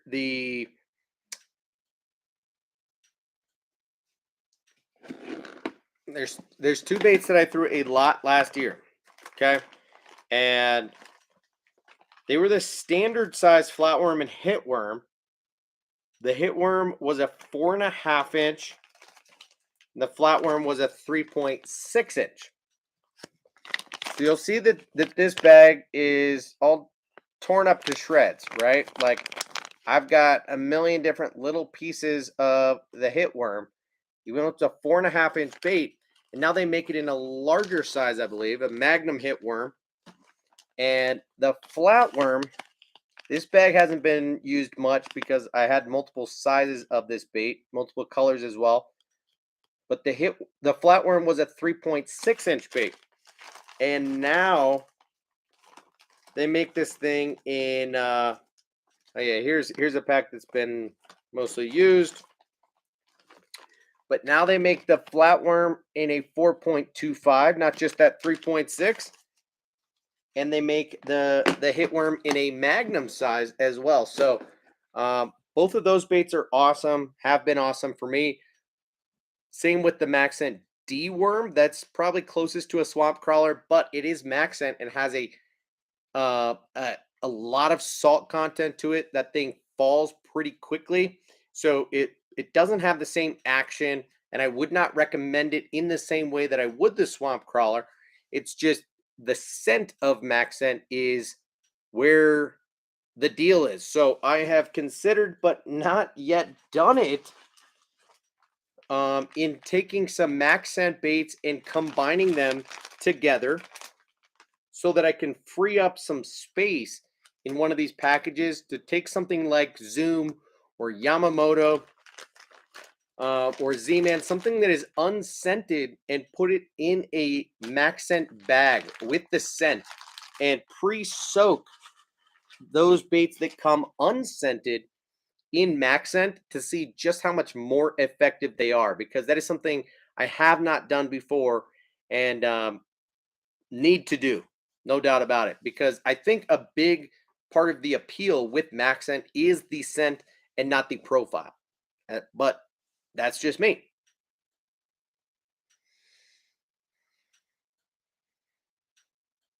Lightning Muskie says, I haven't tried that one and I've thrown a lot. You talking about the swamp crawler or what? And see, I don't throw out secrets all that frequently, but I'm also somewhat of an open book. And so, every now and again, you'll hear something out there from me. Um, so tune in, dude. Swamp crawler is a very good bait, but it is a little one dimensional, right? Best as a drop shot bait, can be nose hooked, but best as a wacky rigged drop shot bait. Okay?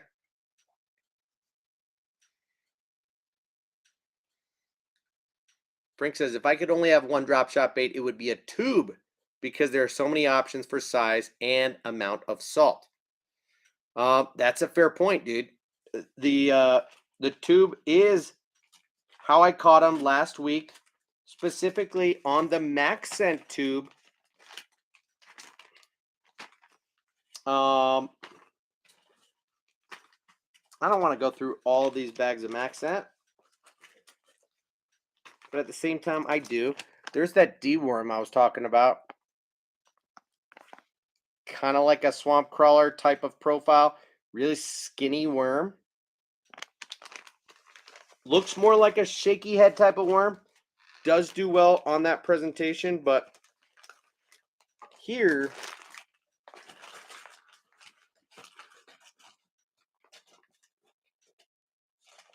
ooh, these baits are also ones that I'm really looking forward to throwing on a drop shot this year. Although I regret getting the wrong size. And these are the Spro pintail minnows. This is the freaking 2.75 inch size, so it's a little small. Almost looks more like a crappie bait than it does a largemouth drop shot bait. If we're being honest, like look at the size of this thing right here.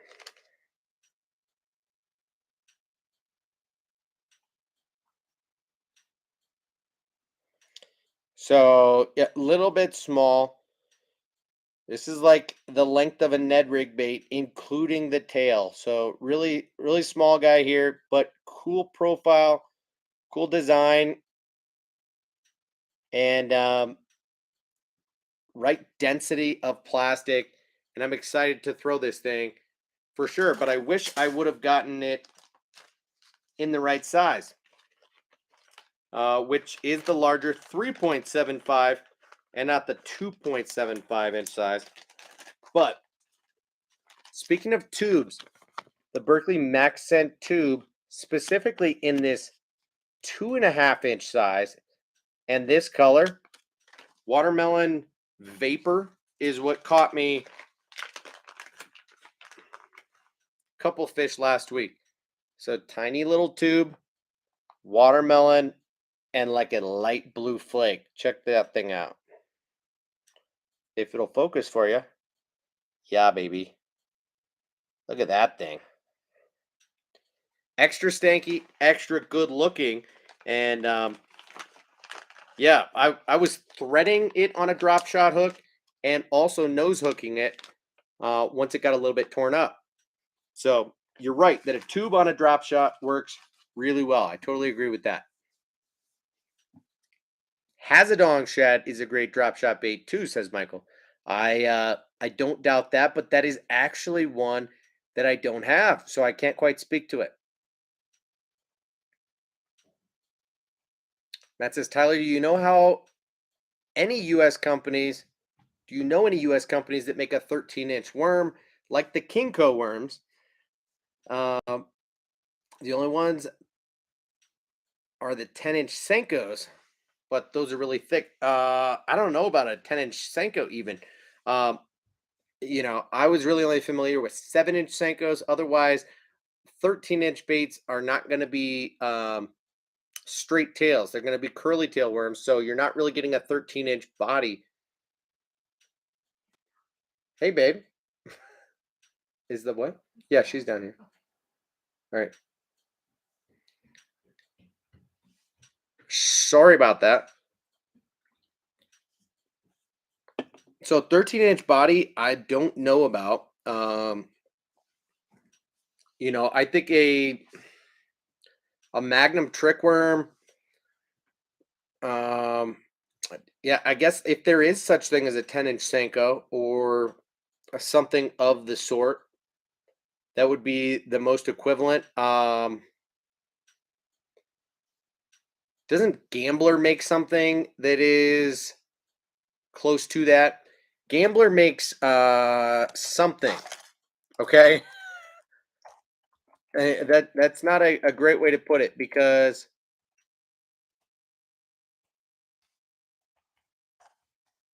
it's not the fat ace that I'm talking about. My fingers smell.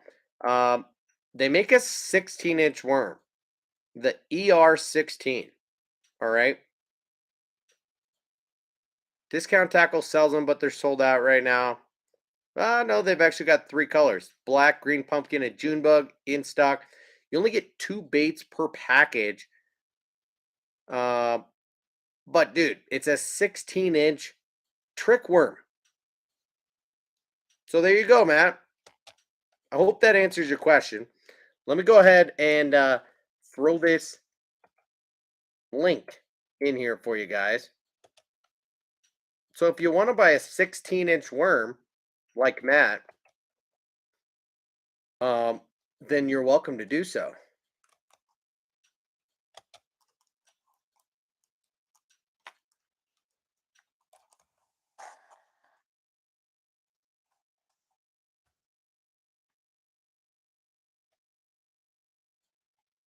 It's a little bit crazy to me.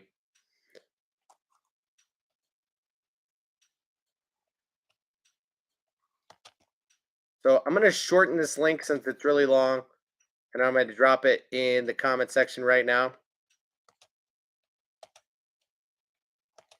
so that you guys can check out this huge worm if you'd like to. Just dropped it.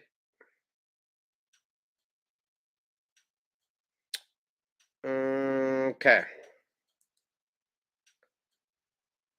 Adam, Berkeley will probably do that in the next few years. And I'm also wondering the same thing because when they do it, I'm gonna jump on it, right? I mean, they do it with Gulp, they do it with Power Bait, they do it with everything but Maxent. But with how well Maxent has been selling in any and every profile that they make, doesn't matter whether it's a good bait, it's just a good scent and people will buy it. So that is probably my guess is that once sales start to slow down a little bit, eventually they will sell Maxent in a bottle, but I don't know when that's going to happen. I agree. Alan says slow retrieve on a drop shot, and yeah, for the most part, um, yeah, a couple minutes per retrieve per cast, I should say. Usually keeping a tight line on it, shaking it a little bit, depending on the buoyancy of that bait. I want that thing looking like it's hovering in place, shaking, maybe dropping a little bit, depending on where the fish are. If I'm sight fishing, it's a different action. Uh, Sometimes I will drop shot like a swim bait, but usually I'm going to do that on a slightly different presentation. If I'm drop swimming something, it's a different ball game, right? But typical drop shotting, yes, I'm going to cast it out. I'm going to shake it in place. I'm going to kill it, let that thing slow fall to the bottom. If it's got more of a higher salt content to it, or I'm just going to leave it on a tight line, let it sit where it is. Um, and then I'm going to drag it, retrieve that thing a little bit, move it out of the strike zone from where it was if I'm not getting bit, cover kind of that next zone. I'll probably move it anywhere from 3 to 5 feet and let it sit for a little while there. So it could take, anywhere from 2 to 5 or so minutes per cast on a drop shot if I'm fishing on longer casts. Unless I'm fishing in a pond and it's more targeted casts, then we're talking 1 or 2 minutes a pop. But yeah, in general, it is a slow retrieve.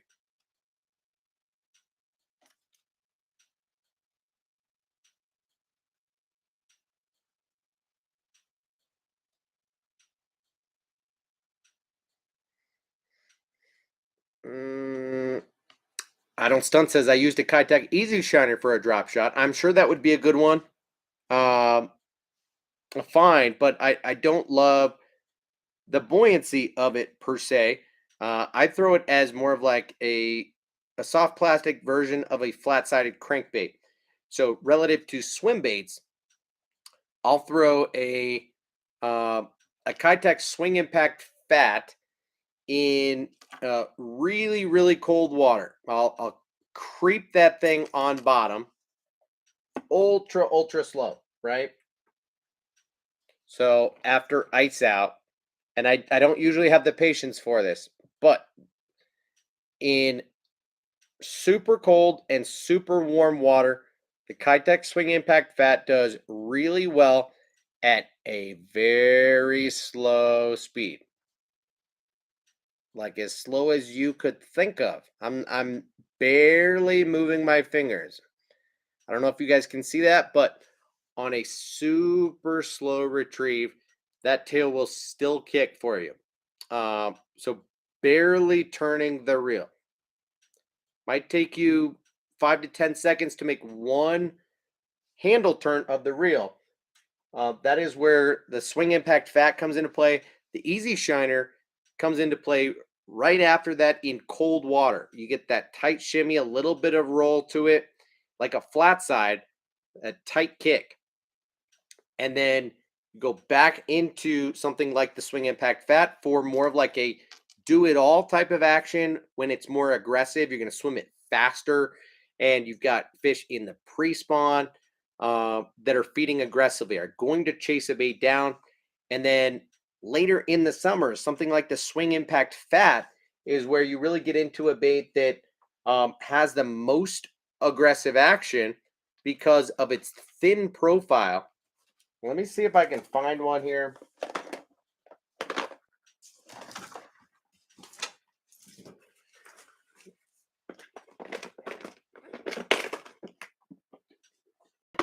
I say one, but I've got a whole box of them here actually.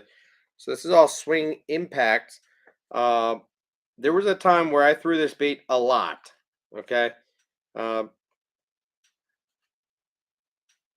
so here is the standard swing impact in like a 4 inch.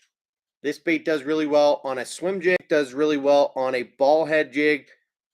Really well on a chatterbait, but this thing has a very wide kicking action because it's essentially a worm body that is very nimble. You can see how much it bends over, and then it's got a somewhat mild paddle tail, but it's super razor thin, so the whole body swings. Does really well on the back of stuff. So what I'll do is even cut off the tail sometimes, and boom, it's just like you've got a straight tail worm. I'll throw this on a drop shot, throw this on the back of a chatterbait, and then even in some of its bigger sizes, like the 4.5 inch, I'll throw on a standalone uh, swim bait rig, like this weedless. This is an owner hook, but you can throw it on any type of weighted hook or weightless hook that you want. And they make this anywhere from as small as like a 2.5, 3, 3.5, 4, and 4.5. Great bait, especially in warm water. But I agree that the Easy Shiner is a really good bait and an awesome flat-sided swim bait, right? So you get a little bit more roll and flash to it, but you also get that subtle tail kick that is only going to bend over in that last section of the body. So it's about 75% body, 25% tail, which is totally different than, its big brother in the Kitech Swing Impact Fat, which you'll see even here in a smaller size, which I've got rigged up on this swim jig slash chatterbait. Probably bends down to 60%, where you get a lot more tail kick out of it. than you do with the Easy Shiner. So both great baits, all three great baits, but just have different purposes, right?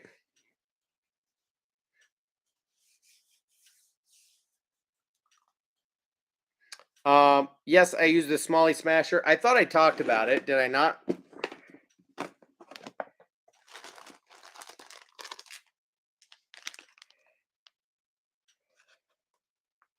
I thought I said there were a couple big bite baits, uh, drop shot baits that I use, but yes, I like the Smalley Smasher, dude. No doubt.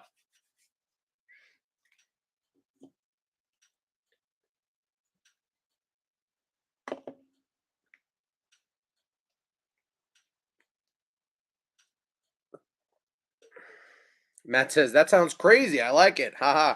Sounds like a striper worm. I might have to get that. Sounds like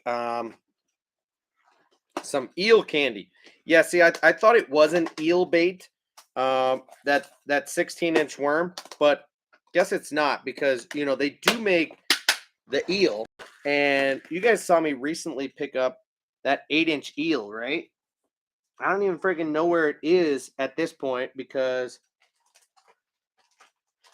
I've opened so many things as of late that I don't have everything organized down here. But that Gambler 8-inch eel is an awesome and durable, like saltwater type of soft plastic that does great as a trailer, especially on a chatterbait, things like that. But it's no 12 or 13-inch worm. So that Gambler 16-inch worm definitely fits the bill of more of what you were talking about, dude. Bruce says Berkeley Powerbait, the Champ Craw 2.5 is pretty sick looking. I would agree with that. Looks like a good bait, but is still for some reason one that I have not picked up yet, and probably one that I eventually will.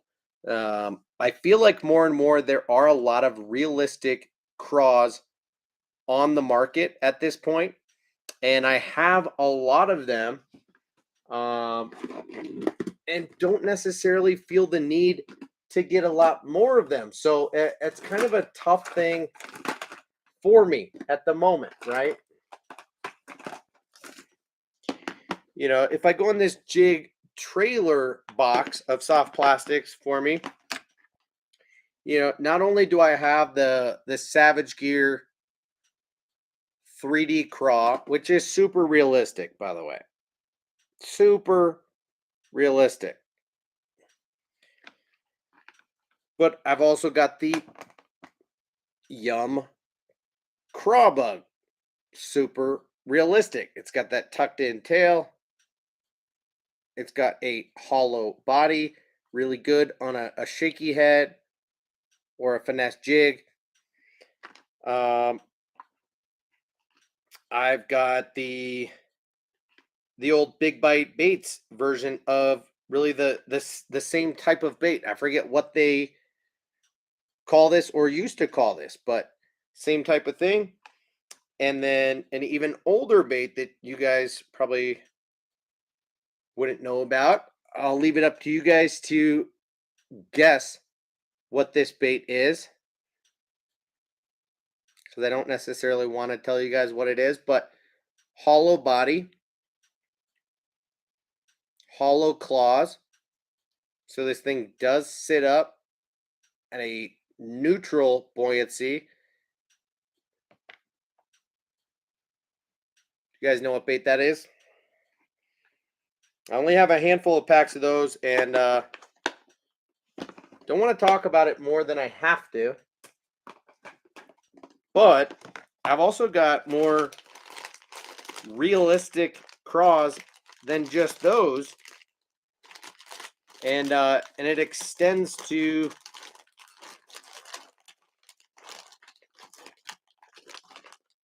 a handful of other baits. So the Champ Craw, I'll say, is one that I do not have and have thought about a number of times, but I don't have it. Okay. Alan says 6 cents makes a 10-inch worm. Yeah, that's a shaky head style worm. That is not necessarily what Matt is talking about, but you're right that it it's borderline. It's a straight tail, not a curly tail. So uh, thank you for mentioning that, man.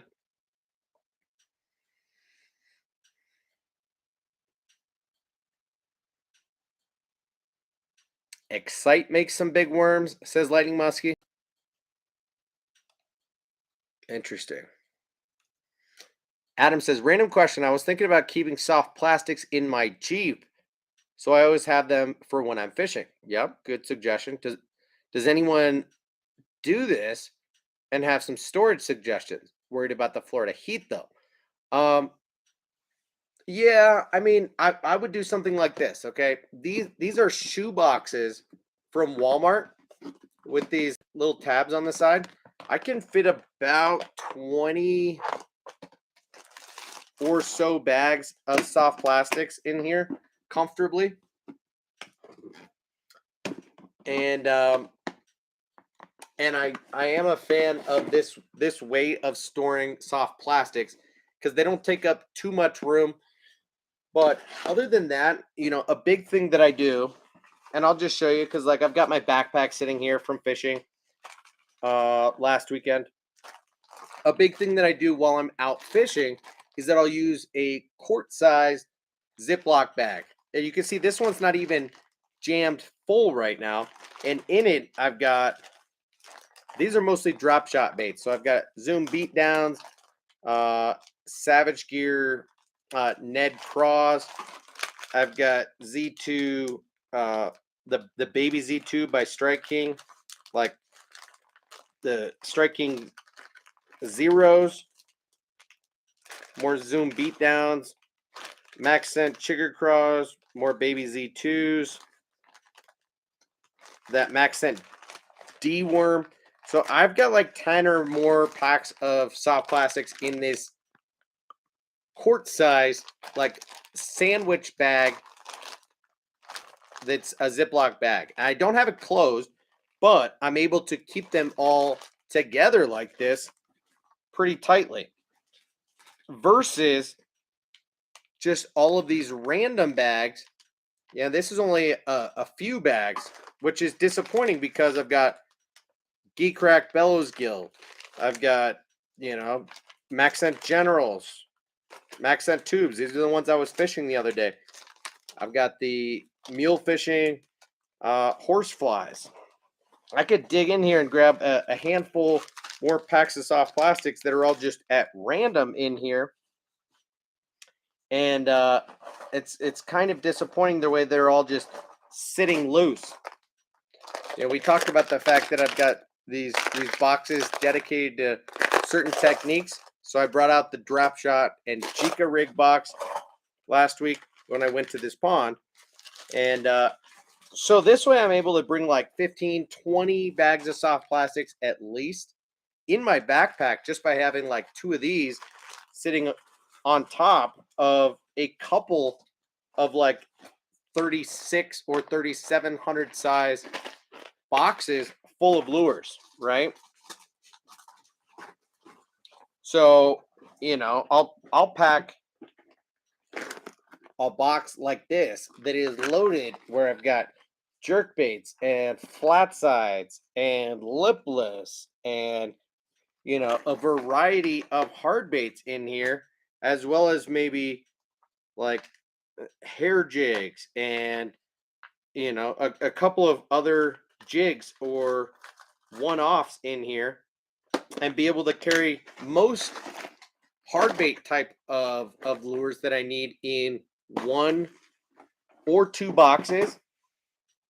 And then I'll bring some terminal tackle and I'll bring a whole bunch of soft plastics, and then I've got most bases covered there, unless say I know that I'm going to be throwing jigs, in which case I'll mix it up a little bit and I'll bring a box like this that is more full of jigs instead of one of those hard bait boxes, and then I'll bring a smaller box of jig trailers like I showed you already, in like this guy right here, so that I can throw more realistic profiles, or I can throw chunks, things like that. Like I've got 4 packs of these Rage Tail chunks sitting in this same box as well in all different colors. So I've got Falcon Lake Craw, I've got Okeechobee Craw, got Green Pumpkin Chartreuse, and I've got like a Green Pumpkin Candy type of deal. So I've got pretty much all of my bases covered when it comes to jig trailers.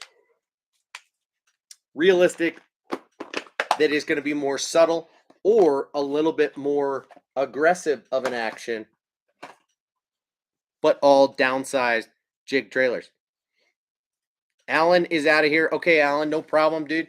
I didn't realize we've been on for 2 hours already. So I understand. You know, it is about 10 o'clock my time, 12 o'clock on the East Coast. So, guys, no worries. I won't keep you much longer unless you guys have specific things you want to talk about, which I'm always down with.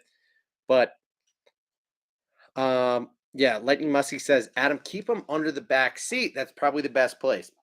Yeah, don't keep them in open sunlight. You know, of course, you want to keep them in shaded areas. If you can keep them in a backpack, all the better. But store them all together and keep them in their original bags as much as possible so that you're not warping the plastic, you're not melting things together. All that goes a long way.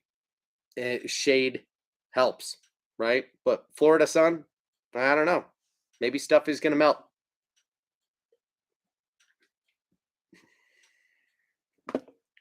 Matt says bruiser baits snake. That's another cool looking bait. Noticing that they're more meant to mimic snakes more than worms, which I've never thought of. Because some big bass eat snakes. I don't doubt that, man. Madman Craw. I don't know about that bait. Lightning Muskie. I'm not sure about that.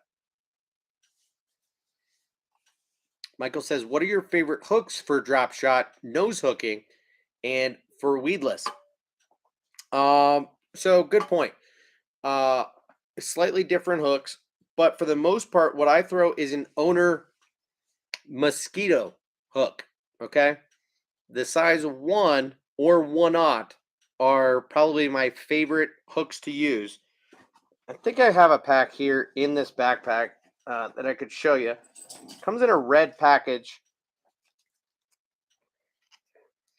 Owner Mosquito Light.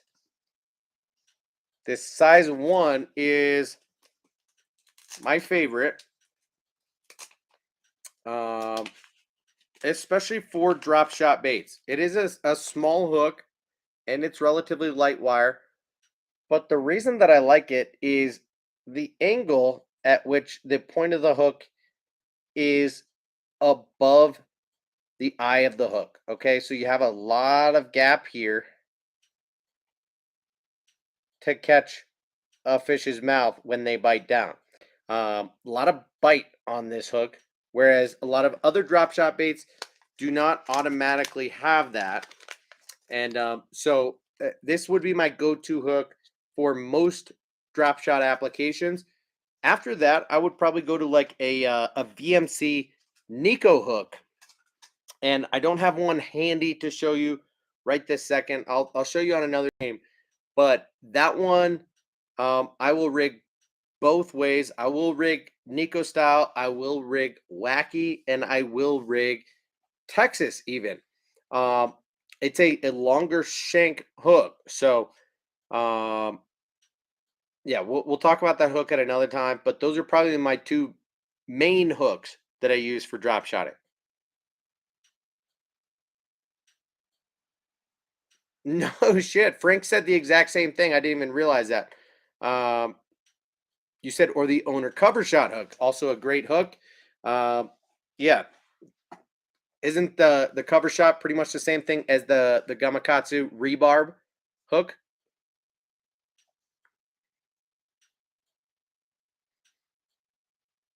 Matt says the only drop shot hooks that I use is the decoy worm 10 hooks, the Ryugi fog shot, and the owner cover shot.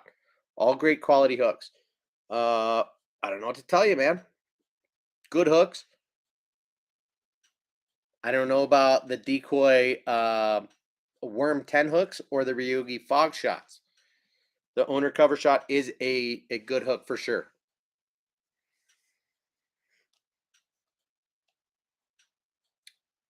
Guys, what else do you want to talk about? What other questions might you have before I have this spider in the background bark at us? Because I've got something on the tip of my corn pipe.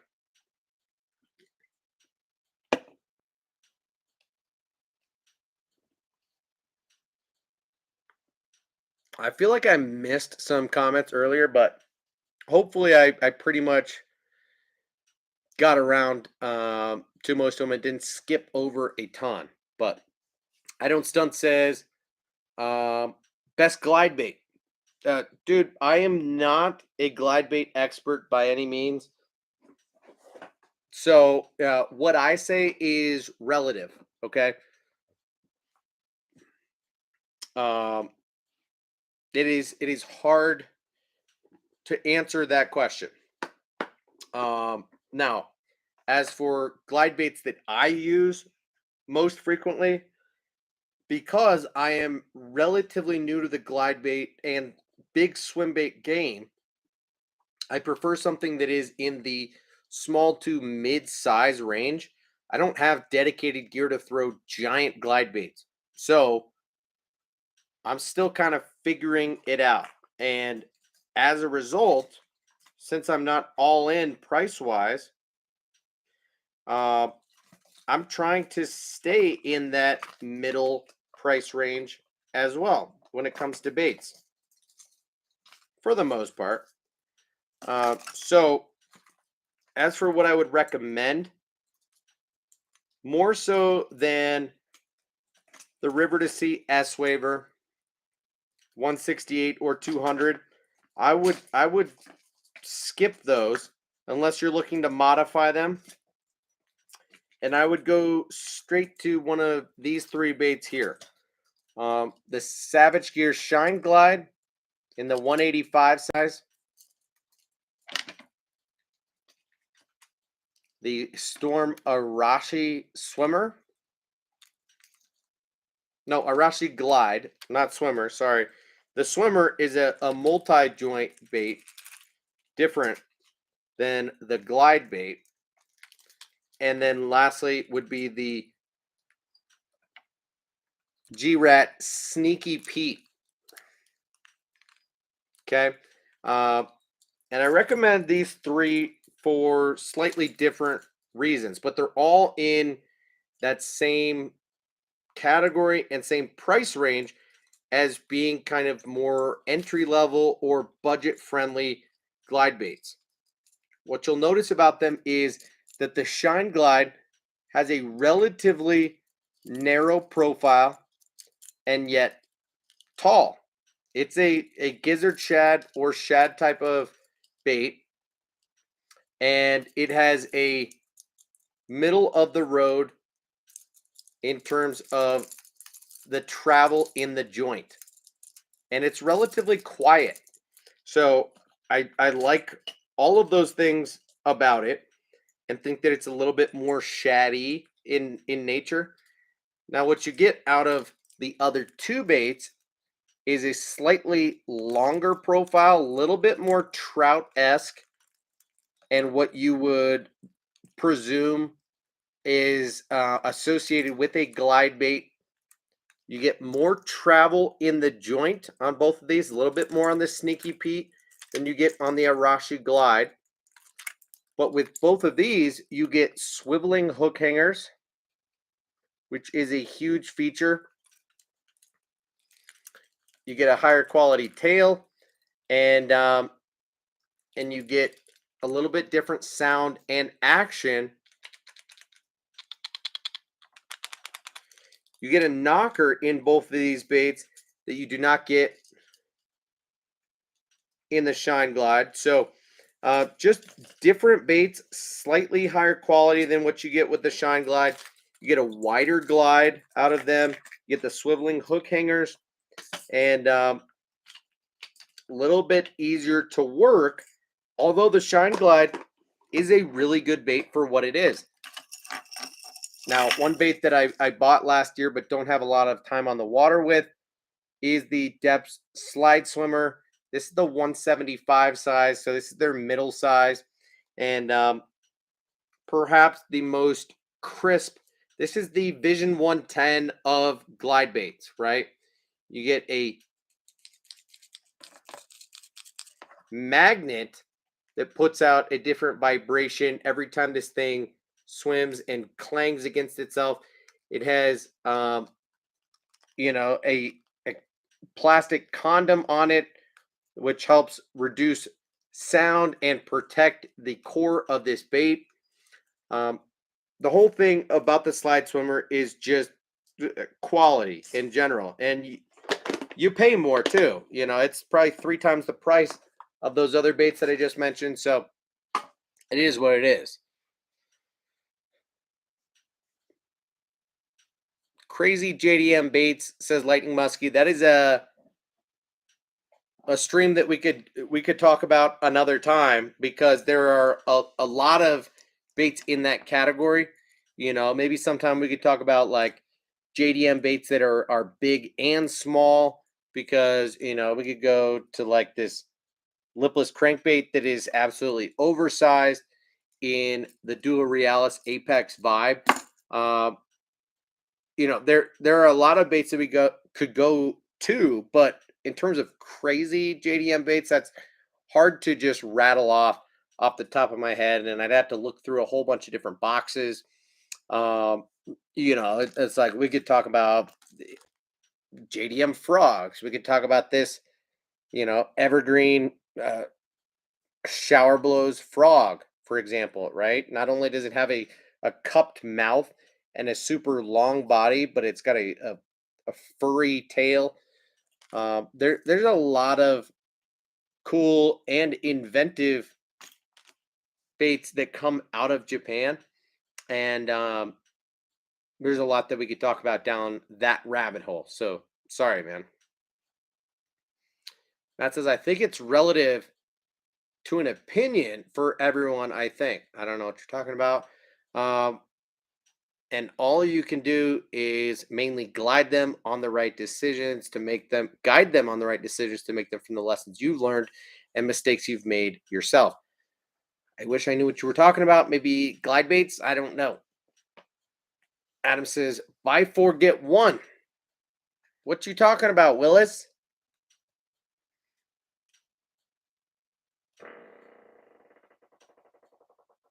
Whoops a daisy. Frank says, Tyler, do you use drop shot weights with an open ring for tying, or the pen string for sliding the line into? Up here in Canada, I can't find weights that are to be tied onto, either online or in store. So no, the weights that have an open ring, I use almost exclusively as free rig weights. Okay. Otherwise, I'm using the pinch style weights in a lead material. For free rigging, I use tungsten and I use open ring like 75% of the time. Whereas that's flipped for drop shotting. I'm throwing lead and the pinch style like 75% of the time. And yeah, it's just the technique, right? For free rigging, you really want that open ring to be able to slide down the line to a bobber stop.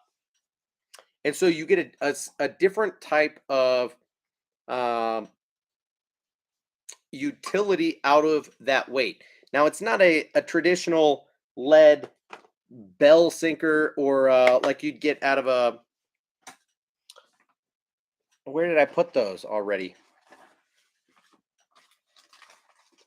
They sell them at Walmart, but the drop shot weights that have that open eye that are made from lead have a bigger eye on them. They will keep sliding down your line, and they will impede the action of what you're trying to do.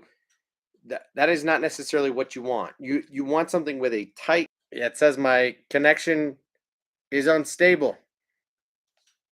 Yo, the stream is just about over, Adam. All right. I think I did just lose you guys for a second.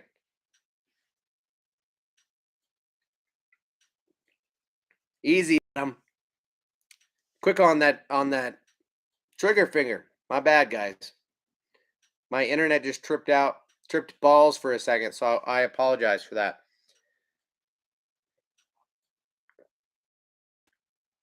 Michael says, speaking of big lipless crankbaits, what do you think of the Berkeley War Pig in the half ounce? I think it's a good bait. Uh, I have a couple of them, not a ton of them,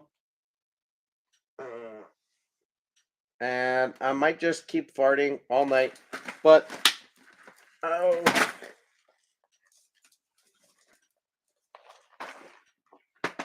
the War Pig. Let's see if we can find one to show you guys.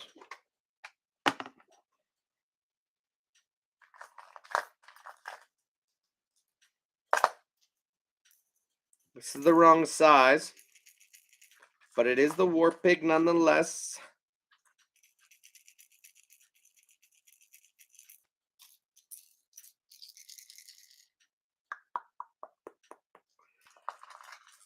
I love going hunting through this box of lipless, It's fun. It's fun. This is a half ounce War Pig.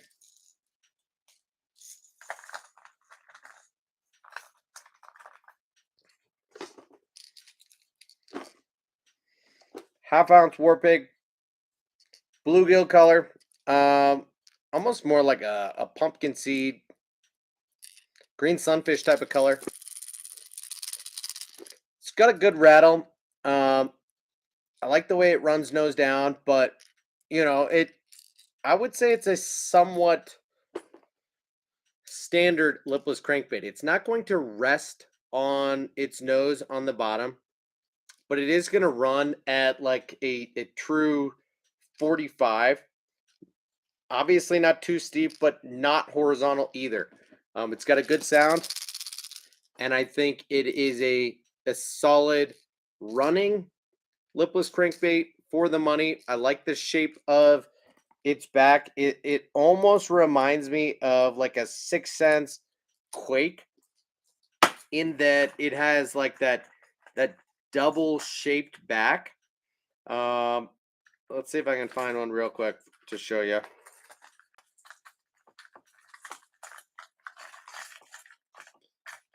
Not just find, but pull one out real quick to show you.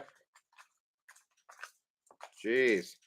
So the Quake has this flat forehead, skinny back, and then more of a flat tail. It's got like 2 flat parts on the back.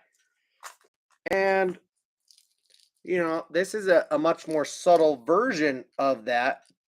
But the War Pig kind of has that. A little bit more rounded in the back, but has that like pinched middle of the back. That is a little bit different than most lipless crankbaits on the market. So I like it, and I think it's a good price bait for what it is. Runs well. Adam says, what is the usual weight for drop shot? Like a 1/8 ounce? Yes. I throw anywhere from it's usually 1/8 to a 1/4 for me. I'm usually not drop shotting in deep water and needing to get down super quick. So I don't go much heavier than a 1/4, sometimes a 3/8, but yeah, usually in the 1/8 to 1/4. 3/16 is probably my most go-to weight size.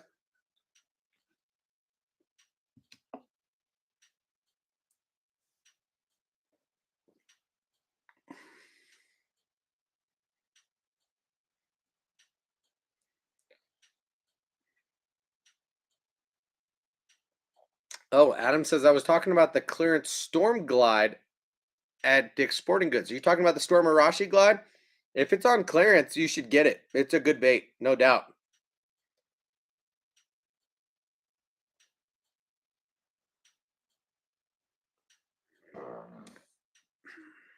Matt says, uh-oh. Yeah, sorry. Didn't mean to drop you guys off the stream. My bad.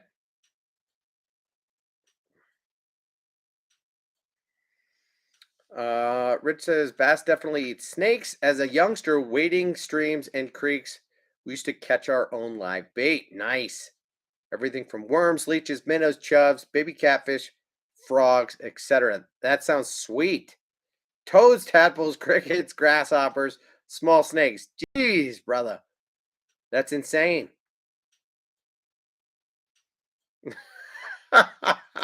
Lord Vader says, the stool needs real oil. That's hilarious. No, it had plenty of real oil this morning. Thank God it's dried out by now, dude. Yeah, it was a little too oiled up today, about midday today, dude. Not good. Could not trust a fart. I'll tell you that much. Rich says, look out and hold on when you put a live snake on a hook till it hits the water swimming. Caught the largest largemouth, smallmouth, and even Esox muskie. Dude, no way. That is insane. Insane. I have not rigged a live snake. I haven't rigged a dead snake. Wow, that sounds cool though. I don't stunt says, what's the best season to fish? I personally like wintertime. That depends on where you live. I like fishing in the summer because I can fish at nighttime. I can fish um, in the evening or in the morning, and the bite is good during that entire window of time. Or I can go during the middle of the day if I've got an hour to take off of work or during my lunch break, and I can just grind it out, be out in the hot summer sun, and maybe catch a fish or two. Um, that is my preferred time. Although, of course, I've probably caught my best fish in the fall. I catch good fish in the spring, but it's not like I don't in the summer too. It just depends on the time of day and the body of water that you're fishing.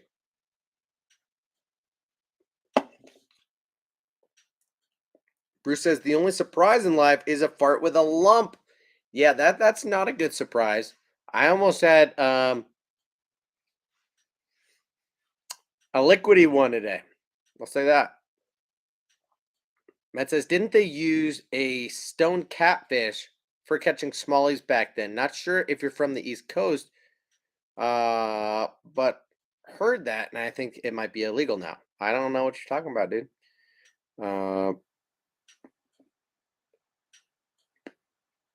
Adam says, so if I were to focus on learning one new technique, drop shot or shaky head?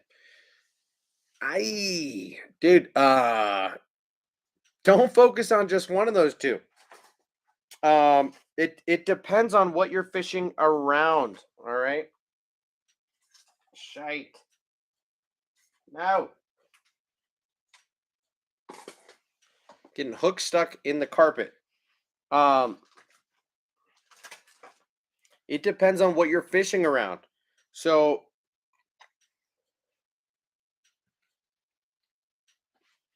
I think if you had to pick one, drop shot, but you need to be throwing a shaky head as well, dude.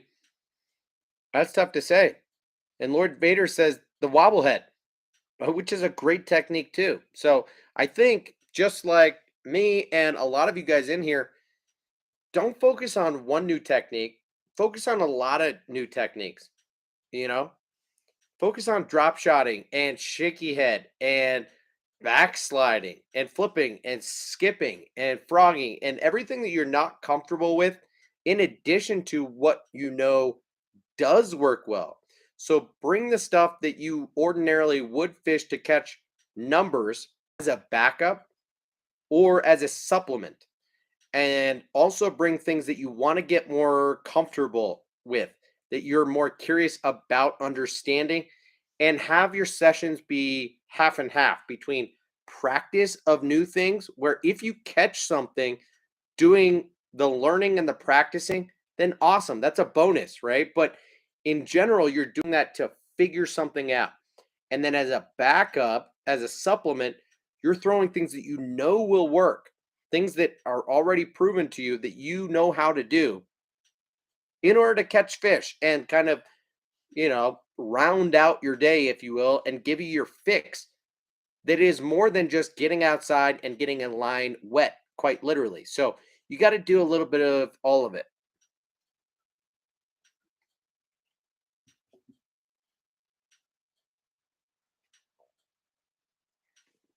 Guys, I've been on for 2 hours and 25 minutes and I have not peed yet. I'm going to need to leave in like 2 minutes because I'm about to have to pee. And this is one of the longer streams that I've had. And I want to be on one of these next 2 nights for sure because my wife is working the next 2 nights. So I will definitely be on, but I'm going to have to call it quits here in a second. All right. And Brian Waterman just walking in the house right now, dude. What are you doing? I've been on 2 hours and 26 minutes. Brian, keep your eyes peeled tomorrow night and Saturday night, just in case it's not tomorrow night, but it will most likely be at regular time. So about 9 or 9:15 Mountain Standard Time, 11 or 11:15 Eastern, okay? So an hour ago from right now, or an hour after I started going live tonight, which is my normal time. So, guys, I do need to pee pretty bad, and I'm gonna go. It's been a long but super enjoyable stream. Thank you for hanging out tonight, guys. I appreciate it. Nice audience. We've been chilling at 15 to 20 people tonight. Had a cool unboxing. Really only 5 new baits for me, but not even necessarily all new baits. The Striking Thunder Cricket, which I've got a lot of in the Firecraw color, was new to me. And the Z-Man Goat, not new to me, but in the Firecraw color of this size, new to me. Awesome little pairing here. Picked those up. And then three jerk baits. The new Shimano World Minnow in the 115, which I think at this point is their only size. The chartreuse silver color.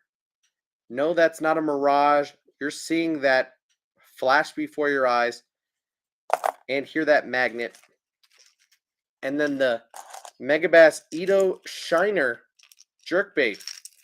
Same size as that World Minnow in a 115 size. Two different color patterns. A little bit more aggressive action than what you get out of the Vision 110. Sweet baits. Great conversation tonight. Thank you guys so much for your support. If you haven't already, hit that thumbs up button.